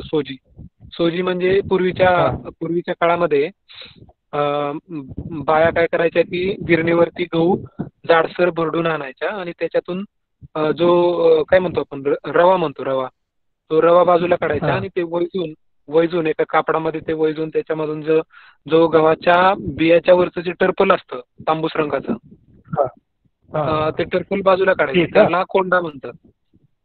त्याला कोंडा म्हणतात. ते कुठे अवेलेबल? ते पशुखाद्याच्या दुकानामध्ये मिळतं आणि मुबलक प्रमाणात मिळतं, त्याची काही वानवा नाही. त्याचं भरपूर प्रमाणात मिळतं. तुम्हाला पाहिजे तेवढं मला सांगा, मी गाडी पाठवून देतो तुम्हाला. सकाळी मी फोन करतो सकाळी तुम्हाला. ठीक आहे. माझ्याकडे नाही बरं का, ते तुम्हाला विकत घ्यायला लागेल. ओके, चालेल मामा. एक लास्टचा आपण प्रश्न घेऊया मामा.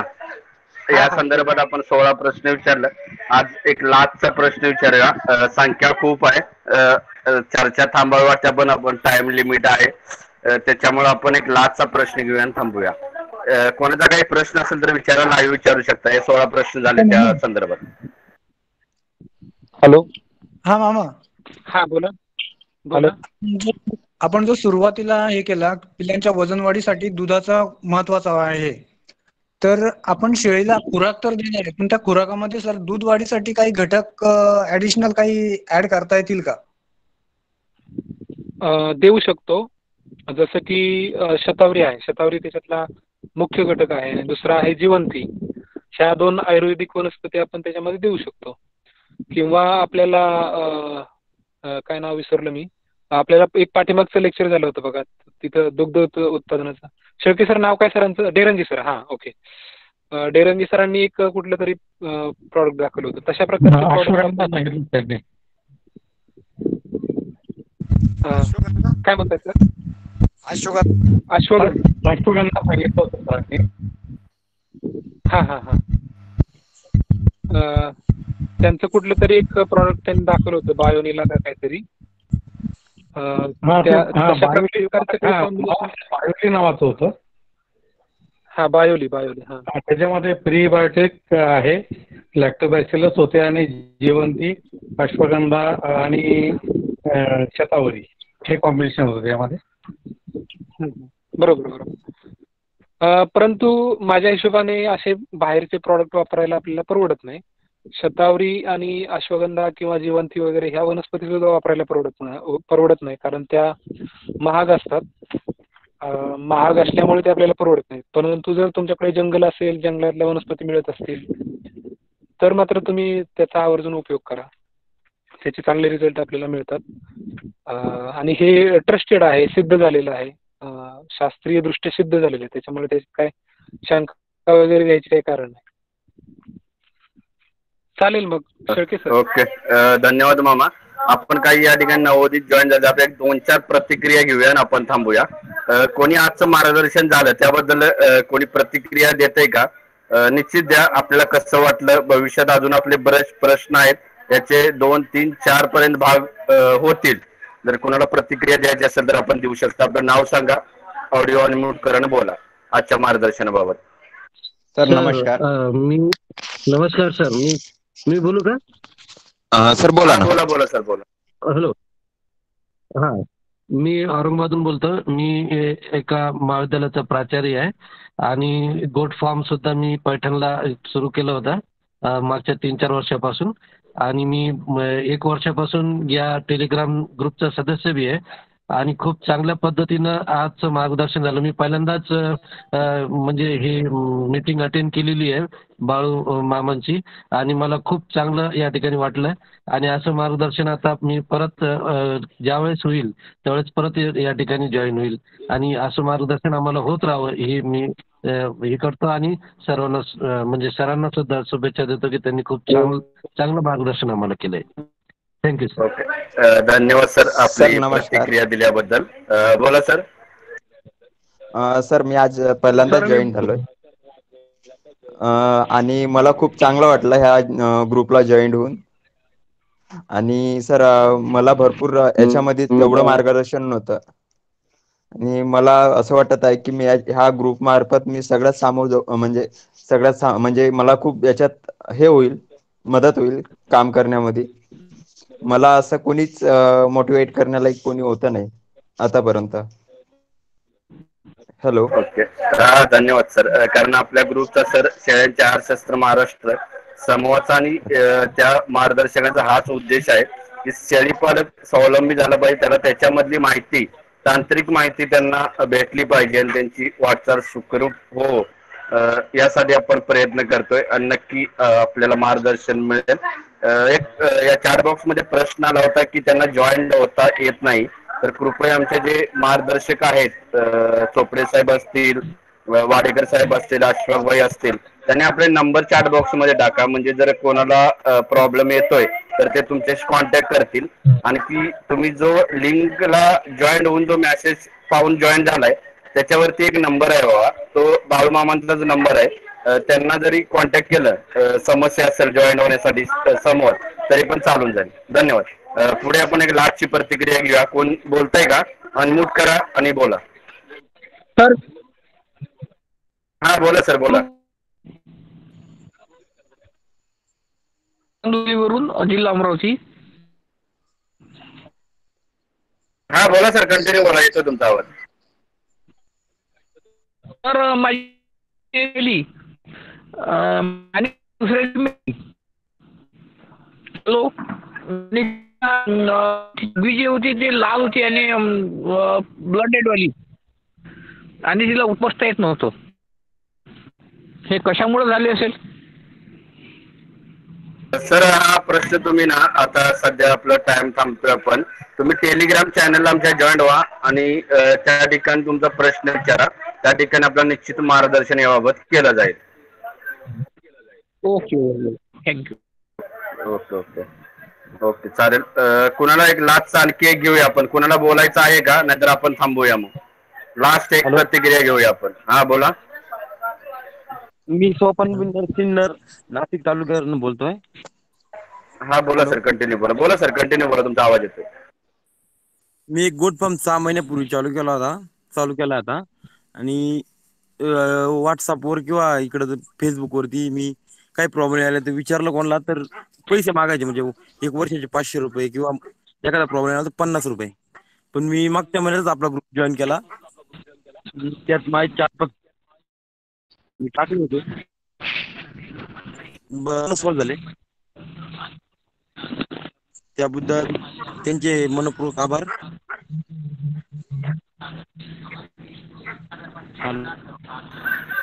ओके सर, धन्यवाद तुमची प्रतिक्रिया दिल्याबद्दल. या प्रतिक्रियाबद्दल मी मामांना सांगतो की थोडं याबद्दल बोलावं.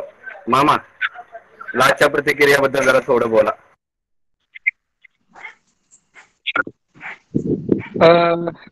कसं आहे की दिवसभरात कमीत कमी एक 5 ते 6 फोन येतातच. आणि मलाच एकट्याला येतात असं नाही. आमचे जे काही मार्गदर्शक आहेत, ऍडमिन मंडळी आहेत ग्रुपची, किंवा आपले जे सर्व आम्ही सगळेजण बेसिक जो आमचा ग्रुप आहे तो जवळपास 50 लोकांचा ग्रुप आहे. त्या सर्वांना असे फोन येतात आणि बऱ्याच लोकांच्या समस्या आहेत. महत्वाच्या समस्या ज्या आहेत त्या आरोग्याशी संदर्भात समस्या असतात, वजनवाढीच्या संदर्भात समस्या असतात आणि त्या समस्यांना आपण उत्तर देत असतो आणि लोकांना त्याचा फायदा होतो हे आपल्याला वेळोवेळी लक्षात येतं. लोक सांगतात, स्वतःहून सांगतात आणि त्यांना जो काही फायदा झालेला, किंवा काही लोक ज्या फसव्या मार्केटिंग तंत्राला बळी पडायला जाणारे असतात त्यांनी आपल्याला अगोदर फोन करून योग्य माहिती घेतल्यानंतर त्यांचं जे फसवणूक पुढे होणार असते ती फसवणूक सुद्धा आपल्या माध्यमातून बऱ्याच लोकांची टळलेली आहे आणि त्यांचे पैसे वाचलेले आहेत. अशा सुद्धा काही गोष्टी घडलेल्या आहेत आणि ह्याच्यातून म्हणजे लोकांना एक चांगल्या प्रकारचं आपण त्यांना मार्गदर्शन करतो, ह्याचं एक खूप मोठं समाधान मिळतं आणि ह्याचं हे समाधान अलौकिक असतं, म्हणजे ह्याला काही हे नसते. तर लोकांच्या खूप चांगल्या प्रतिक्रिया आहेत, वैयक्तिक पाठवतात, लोक ग्रुपवरती शेअर करतात आणि इथं सुद्धा बऱ्याच लोकांनी सांगितलं आता की त्यांना ग्रुपचा कसा फायदा होतो ते. चालेल शेळके सर. ओके, धन्यवाद मामा. आणि सर्वांनी प्रतिक्रिया दिली त्याबद्दल सर्वांचा आभार. मी या ठिकाणी आजच्या मार्गदर्शनाबद्दल बोलण्यासाठी आणि आभार प्रदर्शन करण्यासाठी आमच्या समूहाचे निर्माते संकल्पक गट विकास अधिकारी विलास सने सर यांना विनंती करतो की आपण याबाबत बोलावं. धन्यवाद सर. नमस्कार, येतोय आवाज शेळके सर? हो सर, येतोय. हॅलो, नमस्कार सर्वांना. नमस्कार. प्रश्न खूप जास्त आहेत करडांच्या संदर्भातली, त्यातले काही प्रश्न घेतलीत आणि आणखी आपण टेलिग्राम ग्रुप मार्फत पुढच्या कार्यक्रमाची लिंक पाठवणार आहोत. आकाश मांडे म्हणून मला आपल्या मीटिंग चालू असतानाच फोन आलेला होता. त्यांचा एक वेगळा प्रश्न होता. होय सर, आहे बरोबर. टेलिग्राम वरून जॉईन व्हायला सांगितलं. ते तातडीनं ग्रुपलाही जॉईन झाले, टेलिग्रामलाही जॉईन झालेत. त्यांचा प्रश्न दूध विक्रीच्या संदर्भातला होता, तर त्याची ग्रुपमध्ये नक्कीच चर्चा केली जाईल. आपल्या टेलिग्राम आपलं युट्यूब चॅनल जे शेळ्यांच्या आहारशास्त्राचा शोध घ्या त्याच्यावर एक नितीन देरंगे डॉक्टर यांचा एक व्हिडिओ टाकलेला आहे. त्याच्यात या संदर्भातली बरीच माहिती आहे. आणि आणखी काही प्रश्न असतील तर सातत्याने विचारत राहा. तुमचा जो काही प्रश्न आहे गुडघ्यांच्या संदर्भातला, त्याचा एक छोटासा व्हिडिओ टाका ग्रुपवर. आपल्या ग्रुपचे जे काही मार्गदर्शक आहेत, डॉक्टर्स आहेत, ते त्या संदर्भात निश्चित चर्चा करतील. आजच मी एक आपले भिकाणे सरांचं पुस्तक वाचत होतो आणि तुम्ही जी काही माहिती पुरवली ते अँथ्रॅक्स या आजाराची लक्षण आहेत की काय, असा माझ्या मनात प्रश्न तयार झाला. मी काही डॉक्टर नाही, मात्र आपले डॉक्टर्स मान्यवर त्या संदर्भातलं निश्चित चांगली माहिती देतील. त्यांनी मला पहिला प्रश्न विचारला की माझ्याकडे शेळ्या आहेत का. मी म्हटलं माझ्या काही शेळ्या नाही, फार्म नाही, पण तुमची मदत होईल तिथपर्यंत मी तुम्हाला नक्की पोहोचू शकतो. आणि अशा असंख्य मित्र हो, आपण या ग्रुपमध्ये जॉईन करण्याच्या संदर्भात सगळ्या मित्रांनी सातत्यानं प्रयत्न करा. एक विनामूल्य सेवा ही बाब जवळपास नष्ट झालेली आहे. आणि खरं तर बऱ्याच वेळा मी आज कुणातरी एक प्रश्न उपस्थित केला होता आणि म्हटलं होतं की 5,000 लोकांना मी हा मेसेज पाठवतो किंवा त्यातले 500 लोक मेसेज वाचतात, त्यातले 50 लोक जॉईन होतात. मात्र बाळूमामांची मिटिंग म्हटली की संख्या 100च्या पुढे ओलांडायला करते किंवा कपॅसिटी पर्यंत ग्रुप फुल्ल होतो. आणि मित्र आपण हाच विश्वास आपल्या परिसरात मित्र, नातेवाईक, स्नेही जे कोण असतील त्यांना ग्रुपच्या संदर्भातला खात्रीपूर्वक सांगा. जेव्हा आमच्याकडून फसवणूक होईल त्या दिवशी आम्हाला ग्रुपमध्ये जाहीरपणानं शिव्या दिल्यात तरी आम्ही मान्य करू, किंवा तुमची त्या दिवशी म्हणजे तुम्ही चौकात बोलून जोड्यानं मारलं तरी खायला तयार राहू, एवढी मात्र नक्की खात्री देतो. आणि हीच खात्री आपण इतर शेळी पालकांपर्यंत पोहोचवा. नवोदित तरुण जे या विषयाच्या संदर्भात काही माहिती घेतात, युट्यूबवरच्या बऱ्याच स्टोरी पाहतात आणि कळत न कळत का कुणास ठाऊक मी पाहिले मित्र हो की काही तरुण पोरं आईचं बायकोचं सोनं नाणं मोडून म्हणजे होतं तेही गमावलं. योग्य तांत्रिक शास्त्रीय माहिती नसते, हा त्याच्या मागचा एक उत्साह राहतो. मात्र त्याच्यासोबत आपल्या कष्टासोबतच एक शास्त्रीय तांत्रिक माहिती असली पाहिजे. आणि या ग्रुप मार्फत शास्त्रीय तांत्रिक माहिती अनुभवाच्या जोडावर बाळूमामा सारखे जे काही सगळे सदस्य आहेत, आपले डॉक्टर निलेश थोरात स्वतः ते MBBS डॉक्टर आहे, डॉक्टर मीरा साखरे मॅडम आहेत, आणखी डॉक्टर समीर सर आहेत आणि इतर आणखी अगदी कमी शिकलेले शेळी पालक आहेत आणि अगदी MBBS, MD, MTech, ME झालेले लोक सुद्धा या ग्रुपमध्ये आहेत.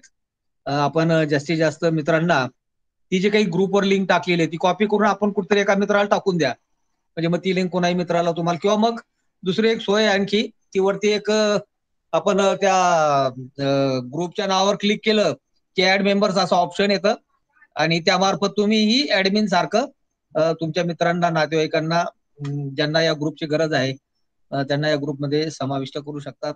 धन्यवाद. बाळूमामांचे आपण म्हणजे आभार मानण्यापेक्षा खरं तर ते प्रमुख मार्गदर्शक आहेत आपले. आज जे काही प्रश्न काढले होते त्यातले मी म्हणतो 75% प्रश्न त्यांनीच काढलेले होते.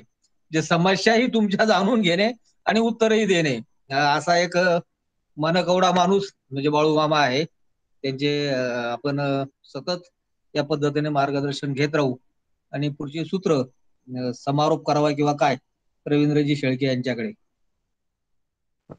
सर धन्यवाद सर. विलास सर, या ठिकाणी हॅलो. धन्यवाद सर. सर काय बोलायचं का तुम्हाला?